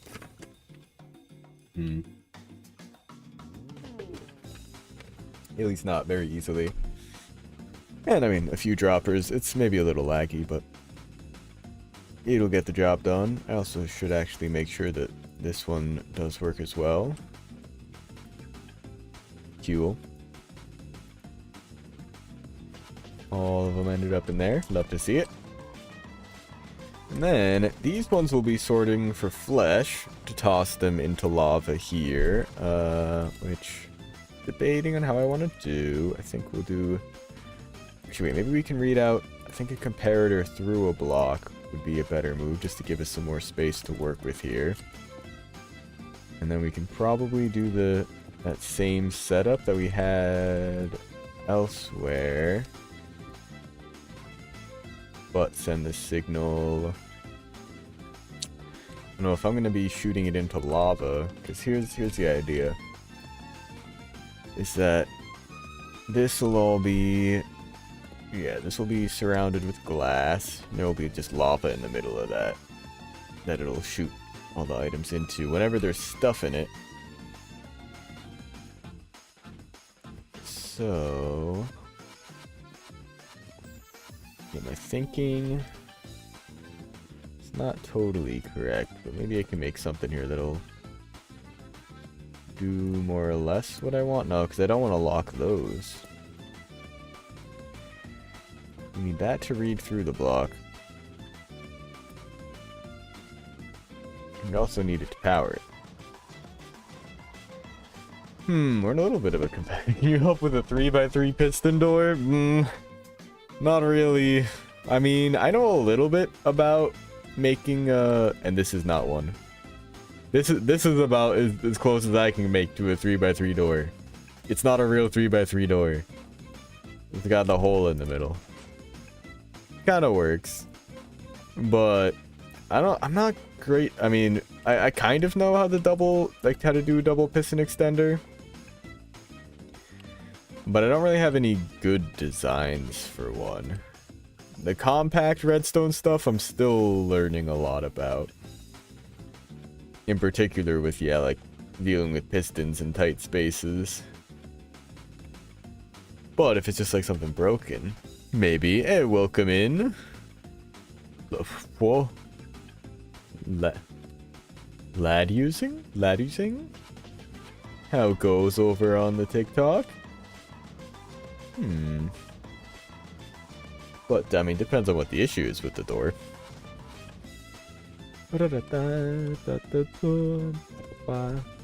Oh, wait, what if I just make this the target block? Then the dust only points at that. And doesn't interfere with this? It doesn't. Good. Great. Yeah, okay, and then lava would go in there. And then... then maybe we filter it down just to 1. It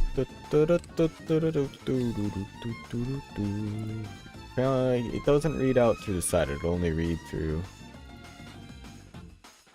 Yeah. That's what I thought. Okay. Well... This is a start.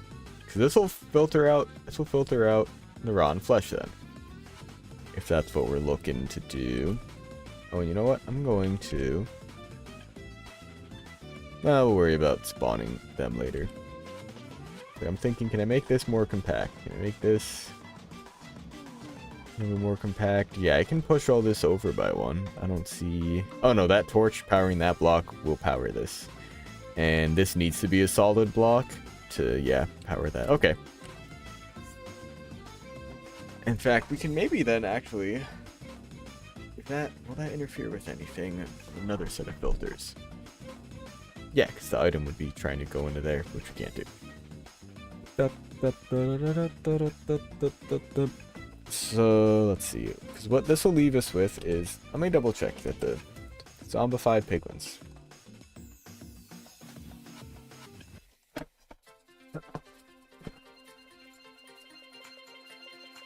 What did they drop? Dropping golden sword. Oh. Sometimes when zombified from a piglin. Oh, the crossbow. Okay, so as a strider jockey, they have a warp fungus on a stick.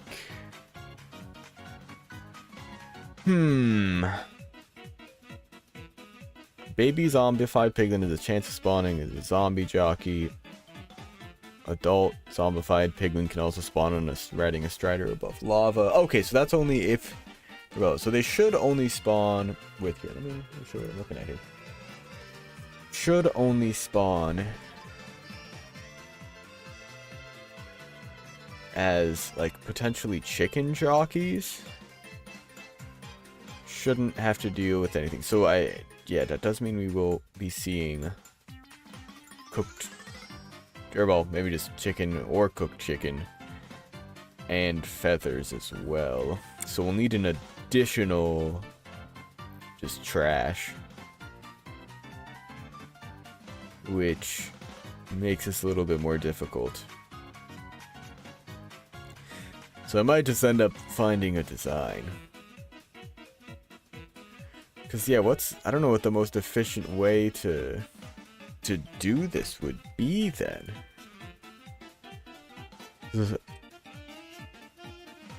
Sorting out the unstackables is a big step. Dealing with the swords and armor that they can drop is main priority.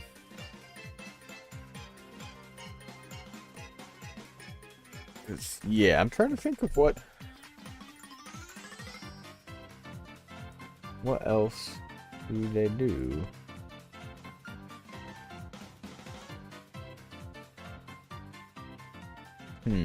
Yeah, rotten flesh, nuggets. If spawn... Oh, okay, so it's only swords, actually. The axes are only if they were a pigman brute that had one and got zombified by it. Yeah, there is dealing with the chickens, though.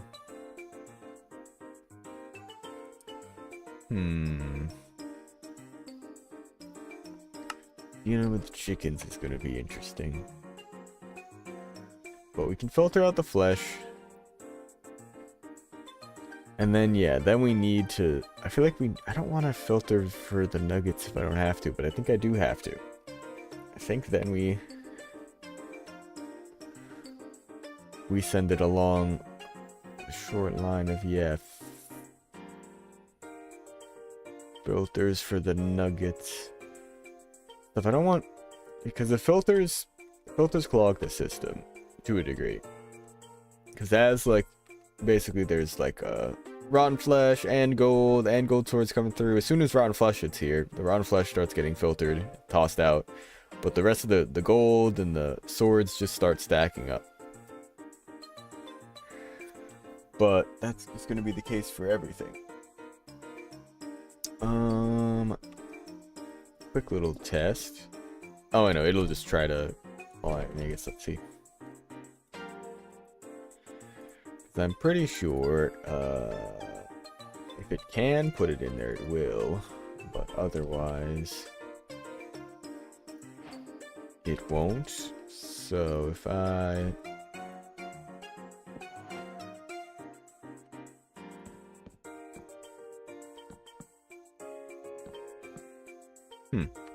Okay. It can't. Or is it a dispenser that would do that if it could? I think it's a dispenser. Yeah. I also think I was wrong. I think it is a dropper that will put things in there if it can.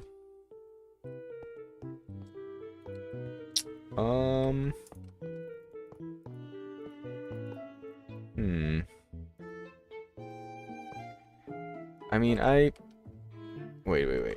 If items... Well, no, because then I have to, like, do the whole locking hopper thing. Huh.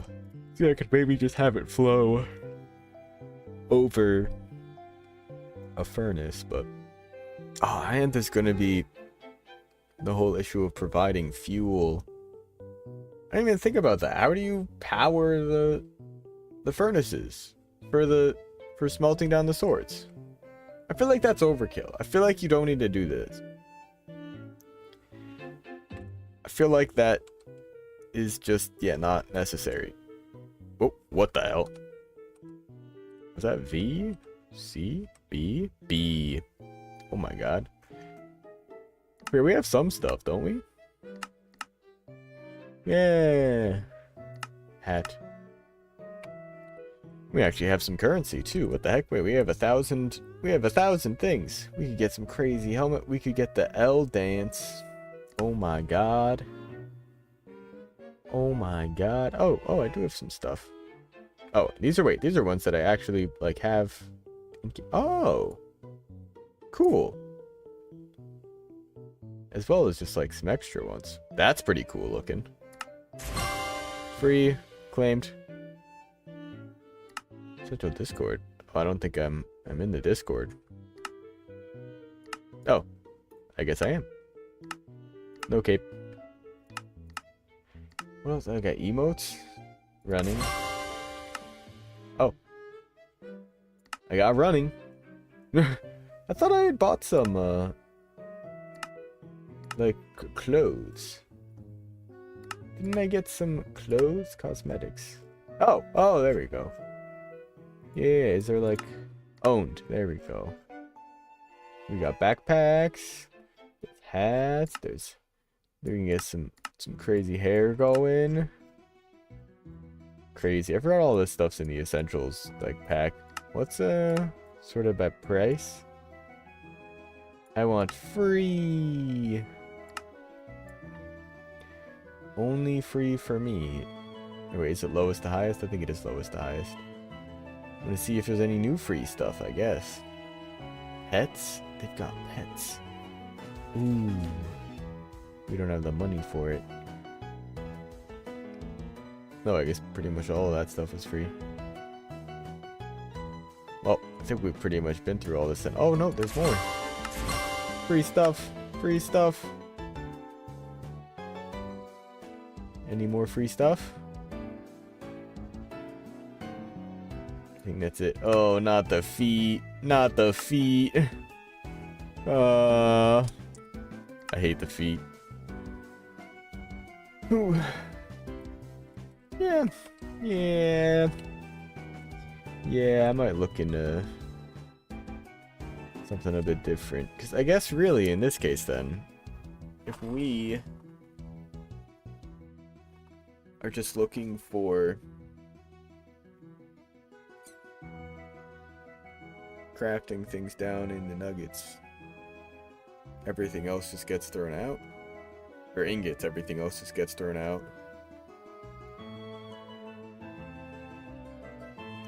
Yeah, I guess it just depends on how intensive it's gonna be item-wise. How many piglins we get. Alright.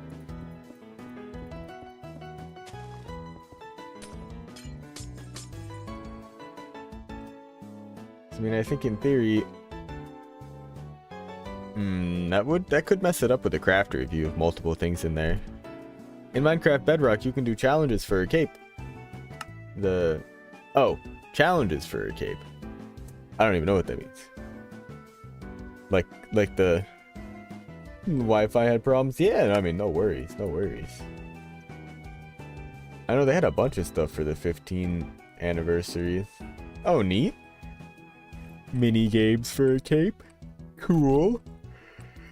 I don't know if I'm gonna stick with this design. I'm probably gonna leave that for a bit, because I guess until I can really do some actual testing on the server with like how many piglins and items we get.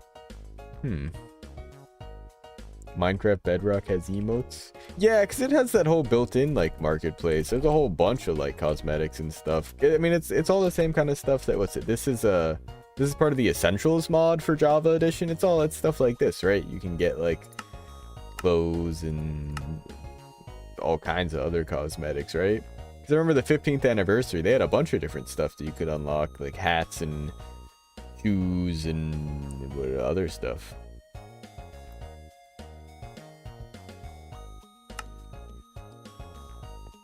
Ooh, they made it a lot more,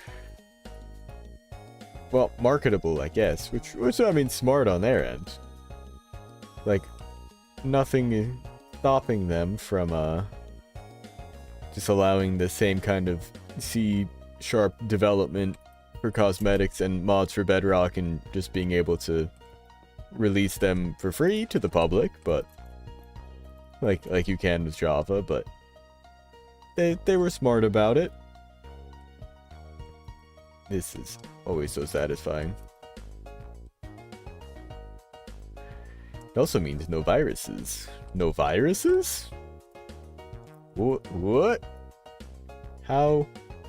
Oh, yeah, I mean, I guess, yeah, like, yeah, if you don't know what you're doing and are trying to download mods and somehow end up on, like, a bad page, yeah, that could be a problem. But nowadays, it's easier than ever to mod for Java Edition. Like, there's launchers for it. You just download Modrinth, and then there's packs already made, or you can just make your own pack with the mods they've already got curated.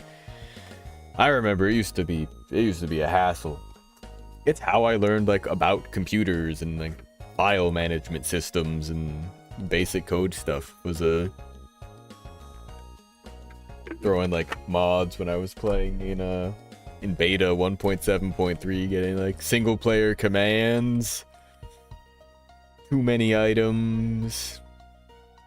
Some other fun ones, like the Clay Soldiers mod was great. They just added like a bunch of little, I mean, just little, like we could make little dudes out of clay and make them fight each other in the different factions. I made like a little Hunger Games arena.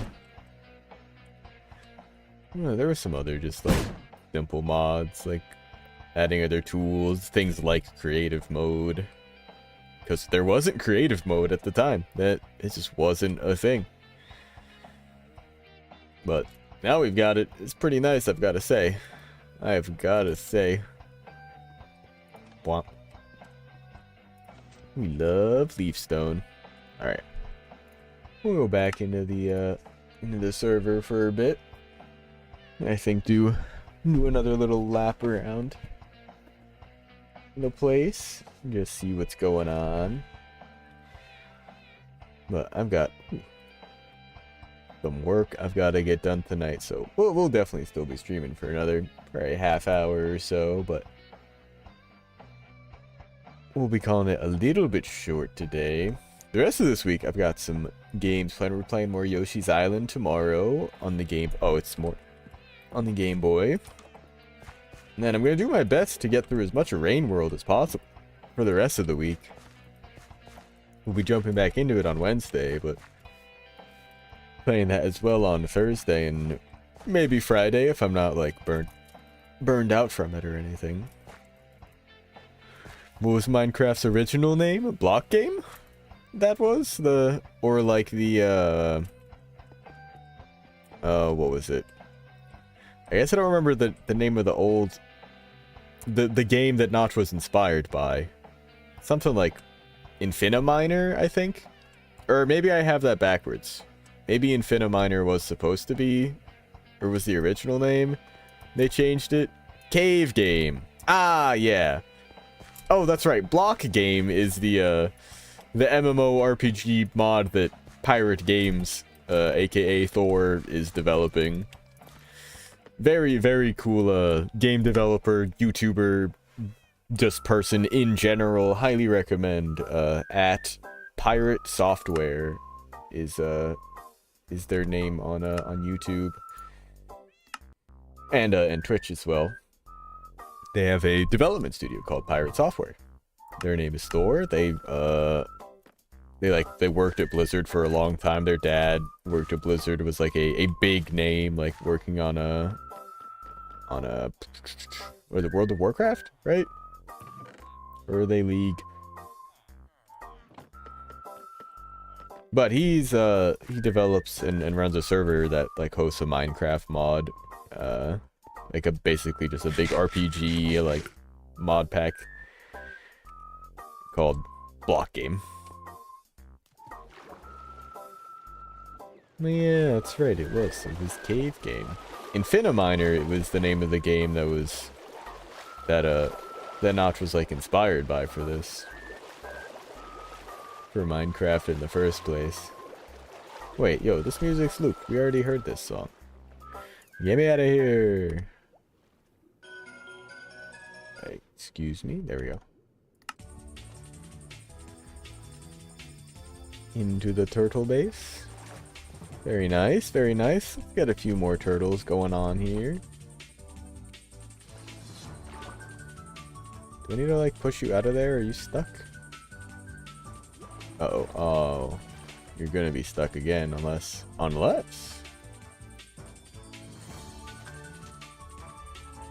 Did I already? I guess I've recently fed you? Don't remember doing that. Alright, I guess you'll find somewhere to lay your eggs. Come on. Is it you? Or is it you? Someone needs to find somewhere.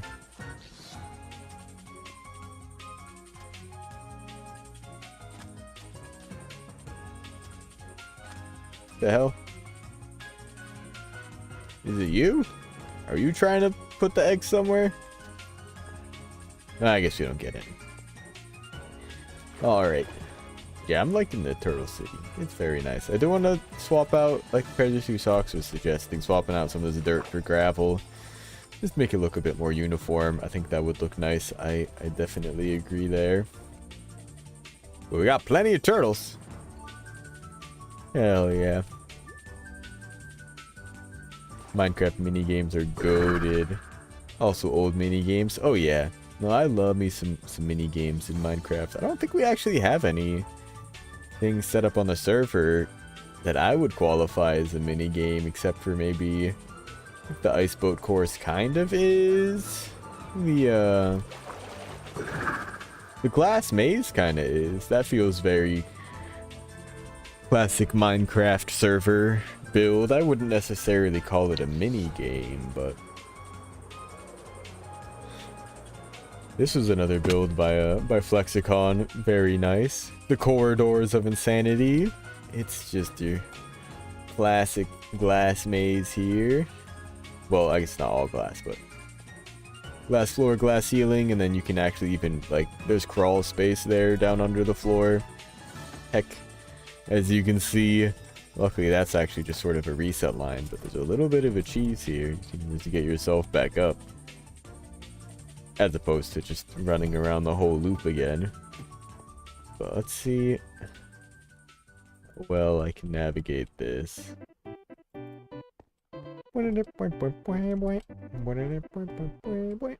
Jumping. This way. This way, and then we cut back. Oh, yeah. Parkour. Freaking parkour!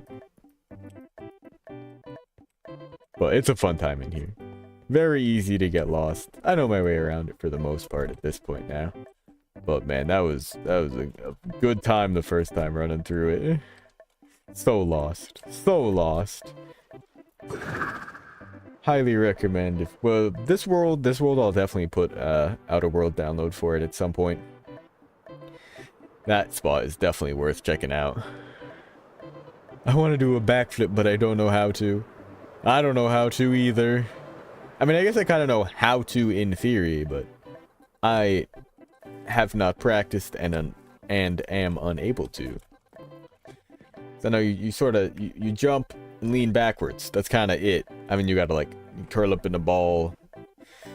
With the, I know starting with like a back spring is really the way to go. Get comfortable flipping over like that way. But I need to get back into like stretching, moving, that kind of stuff. Cause like I walk my dogs most days. That's pretty. I wouldn't go straight into trying to do a backflip. I think you want to start with. I never really did much like gymnastics stuff, but I'd like to. I mean, just get more, yeah, flexible, maneuverable. But you would start with like a back roll, like literally just crouch down, like on the ground, tuck it, just roll backwards, like try, and from there go further. And probably do it like safely, like on some soft grass or over a mat or something, like. Then you go to doing like a back spring type thing, and then you're just flipping. It's easy. People on YouTube have done it. It's 100% possible. Ah.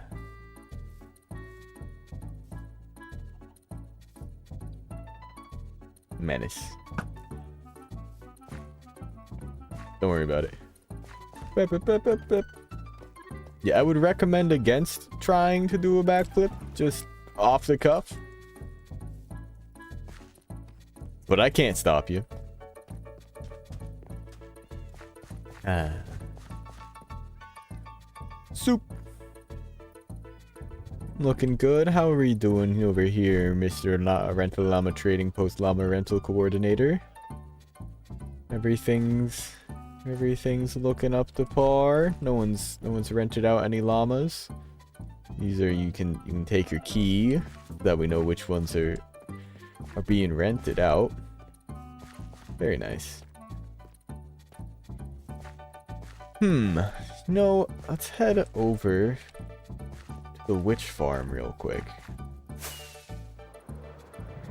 I need to learn a thing or two about how much the area is loaded and how to make a good sugarcane farm.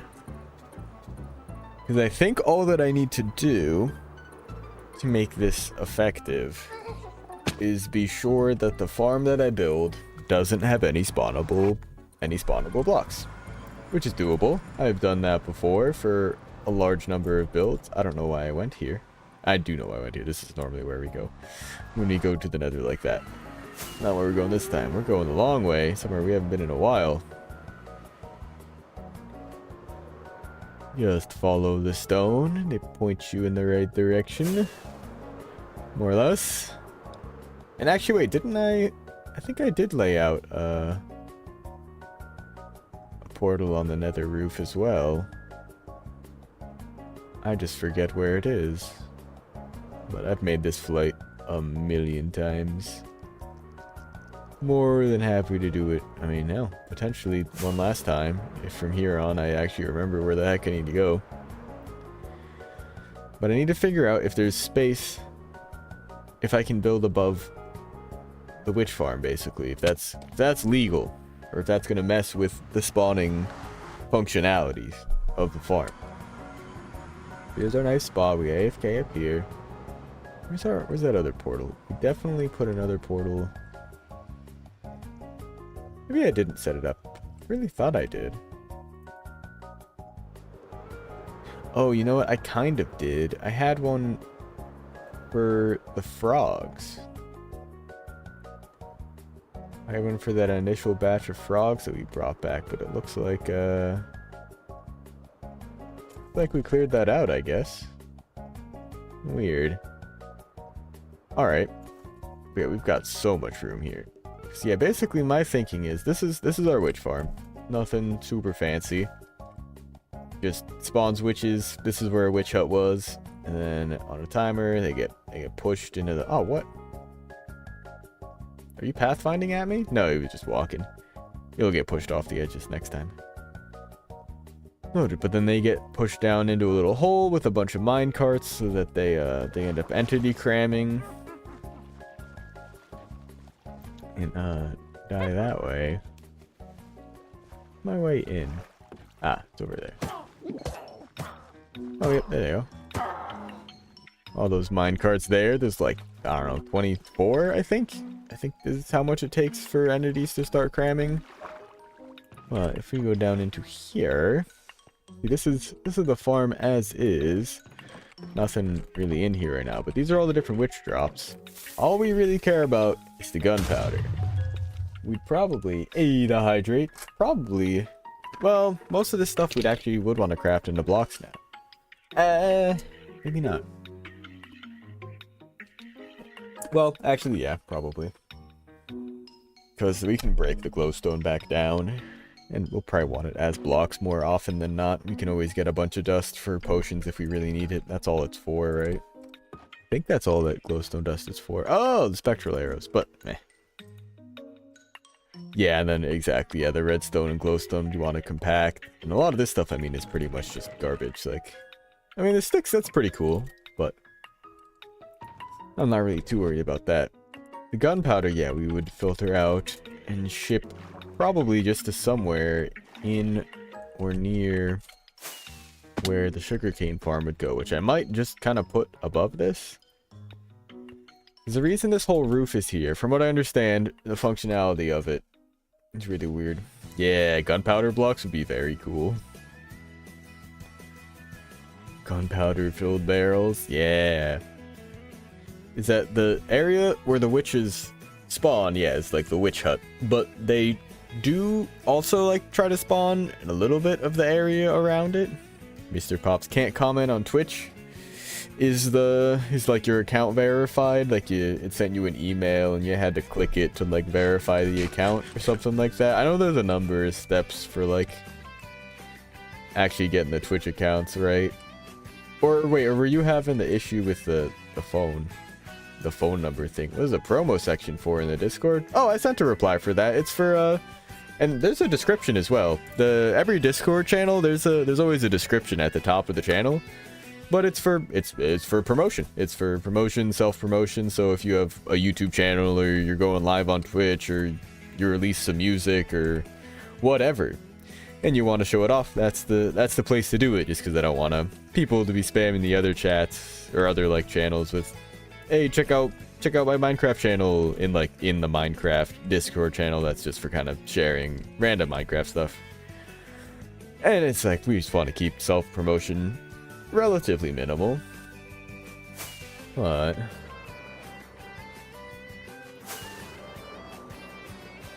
just just don't spam it is basically all. Like but feel free to shout out your YouTube channel or something. Yeah, it's like, in theory, if you wanted to promote someone else, be like, I don't know, like, I'm a really big fan of, hell, like Northern Lion. Be like, you go check out Northern Lion on YouTube. He's great. But more than likely, it'll be for self-promotion. Let's see, which farm? I saw the creeper part of my cape. That scared me for a second. I'm gonna free cam down here so we can actually see it in action. Yeah, when I'm not right in there, when I'm above the area and this is the only stuff loaded, this is the only place they can spawn. But there's area around the edge of this. They'll like try to spawn around the witch hut, but only the edges of the group. I wonder if someone could make a data pack detecting how many gunpowders are in a barrel. Yeah, that would be, I mean, that sounds pretty doable. Oh heck, you can spawn on that. That makes sense. Why isn't that slabbed?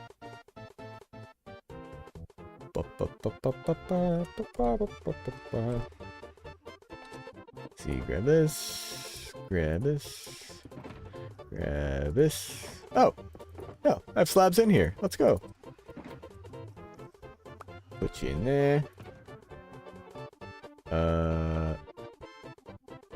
Oh, yeah. Like, that's my box. No, it's not. Put a timer in Discord chat for Discord servers. So people can... Why is my chat overlay, like, getting cut off? Whoa. Yeah, why? What? Why isn't the text wrapping?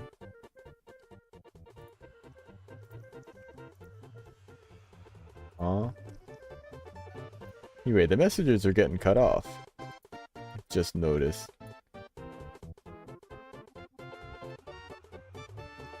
What if people can't spam? Oh yeah, no. I mean, I just mean like in terms of spam. I'll probably have some kind of protection like that to a degree, but I more so mean like if you like stream on Twitch, don't like post in the self-promo channel every single day if you stream. Like, just like, yeah, I mean, you can post like every once in a while when you go live. But like, personally, like, I'm in a number of Discords that people have like the self-promo channel, so I'll usually throw my stream link in there like every once in a while, maybe every week or two, is be like, hey, I'm going live, come check me out. But I don't do it every single day. That would just be it's kind of rude. I mean, you're like on someone else's Discord channel, and I mean, in this specific case, it's another streamer's Discord channel. You're there for their stream, like, they're there trying to build their brand in a community. It's not really, it's kind of rude to be like, hey, all of you from here, get out of here and instead join my community and help support me. But if they've got a self-promo channel for it, that's what it's for. So you have somewhere to do that politely, basically. Let's see what we've gotten just from that. I have a feeling this isn't going to go well. Okay. I think I adjusted a little bit there and don't know if I needed to. Wow, that really doesn't drop much gunpowder. I thought they drop more now. I think they drop more redstone now. But they drop, specifically, I think they drop a lot more from looting. Not necessarily just the, oh, I thought it was raining for some reason. From the, just from dying. So we found out we're actually not that far. I'm pretty sure... Oh, no, we're a couple thousand blocks out. Whoops. Oop. In we go. Oh, wait, I didn't do the thing. I need to fix it. We're putting a slab on this break anything? I don't think so.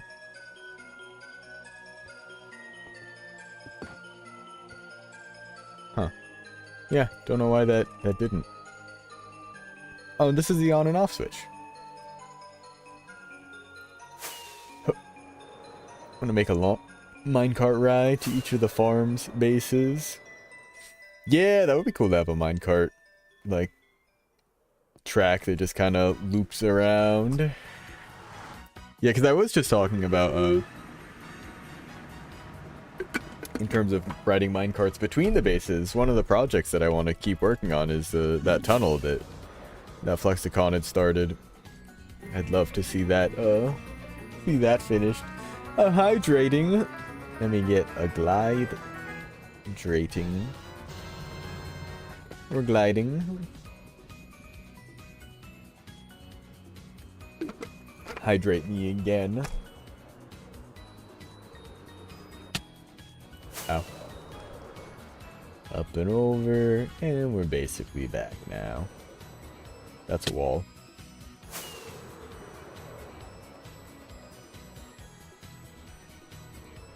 Cool.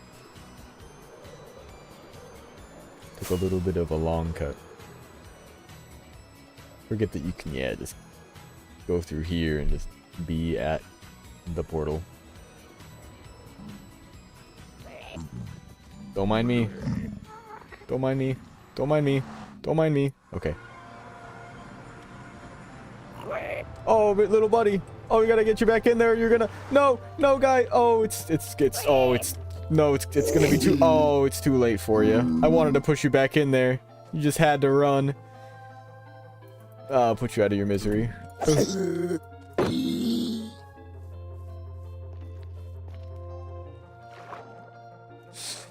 Rip.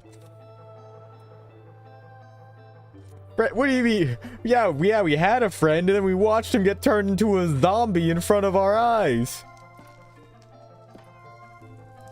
Have you never watched any kind of zombie media? If your friend turns into a zombie, you kill them.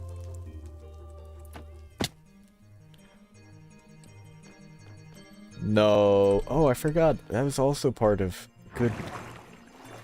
good reason why there's water here now is no. Ah, frick. No, like, no fall damage. Maybe not if I don't land in it. So which one? It's like the 5 in. Oh, actually, that's pretty nice. Not that it really incurs much of any fall damage. Oh, we haven't even done any damage to our shoes.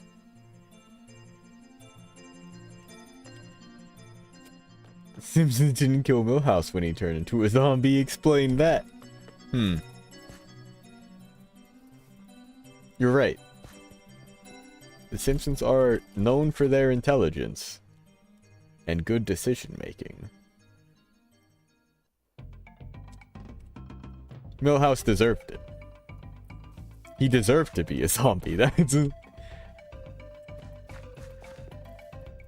Was that for one of like the was that for one of the Halloween specials? Yes. What was it? Like the Treehouse, I think is what the Treehouse of Horror? It was future episode. Oh. Hell yeah. Yeah, I haven't seen all of The Simpsons. I've seen like all of the first like I think like 3 or 4 seasons. I remember we started watching it, like I remember I was watching it like a lot, yeah, when you had started watching it, and then I guess kind of saw a lot more on and off while you shared, but it was definitely at the beginning I was watching a lot of it.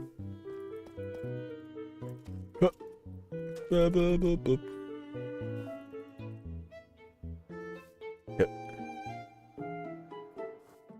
Content sponge. Oh wow, I've got a lot of these now.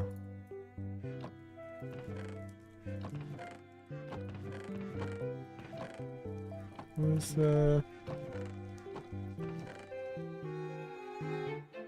huh? There we go. Yeah, well, yeah, he didn't really leave anything. He finished up the castle, more or less. There's actually still like a couple ended like unended corridors, and one of the rooms in the basement still doesn't have a ceiling on it, so it's just open air. Will we ever get a horror stream? Oh, absolutely. I've done horror streams. I feel like I did one somewhat recently. Didn't I play something kind of spooky? Maybe not. It may have even been since October, since Spooktober, where we did the horror game. But I mean, I absolutely will play more. Oh, I think I was thinking of we played something like Abiotic Factor, or what was that other one that was? Oh, that's the Enderman downstairs. There was some horror game. I mean, kind of like Lethal Company, but yeah, absolutely. And especially during October, during Halloween, I absolutely will be playing more spooky games. Probably all month. That'll be the main focus. But down in his storage room, he left his ender chest. There's nothing in any of these. They're all empty except one of them is like dirt. Yeah.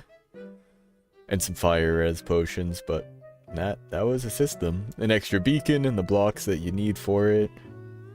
Some extra stuff. Ah. But all his valuables are in here.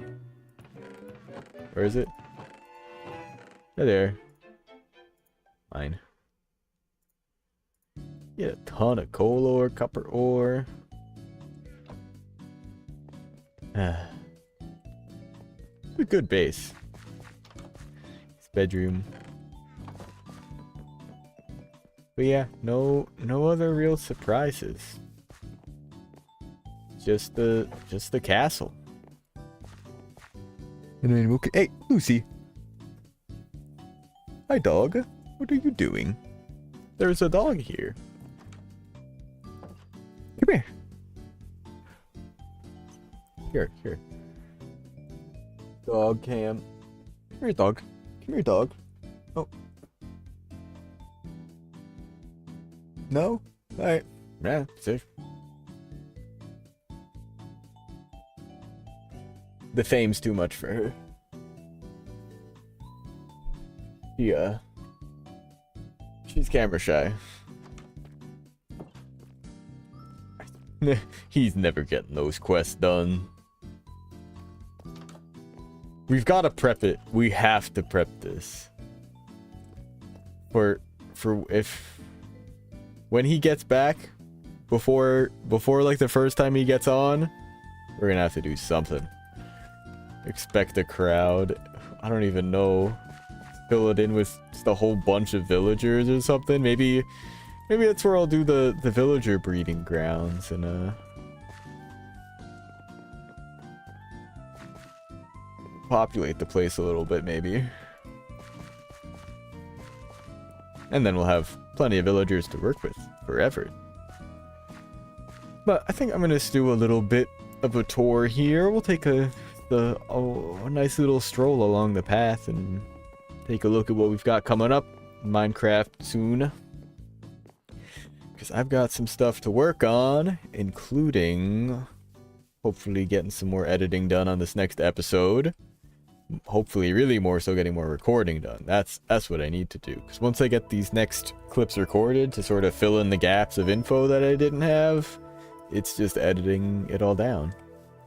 And here's where we've got our stash of villagers for now. One of these is a cartographer, I believe. We used you to get a new trial chambers map. Oh, or tried to. He didn't give us one. So he's probably just garbage. Oh, maybe he can be our cartographer.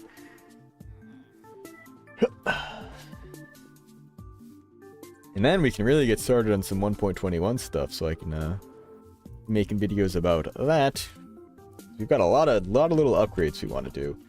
Probably the first ones I'll do are going to be at home base. I think I'll put the automatic crafter, build that into the iron farm. I forgot there's a name. Cherry Hill Textiles & Co. Why are there so many villagers locked up? For reasons. We'll use them eventually. Those were a stock of the villagers that I had when I set up my trading hall. But we're gonna turn this whole, like, abandoned village area. This is, there's still a couple of the houses remnant, but we tore down most of them. There's one up on the hill here as well, and some paths. But as you can see, we connected this all up with tunnels. Flexicon and I went through and made this so you can even ride a horse up through it. You'll clip a little bit, but we're gonna turn this all into, like, an actual proper village, like, make kind of similar style houses to these, but I want to build like a fishing hut and like probably the library up on the hill here somewhere. And I think I agree, Socks. I do like the Nyan Cat. I do like I kind of wish that he had just built it higher in the first place, because that would be awesome to have it like just move like 100 blocks higher and just have its tail just going.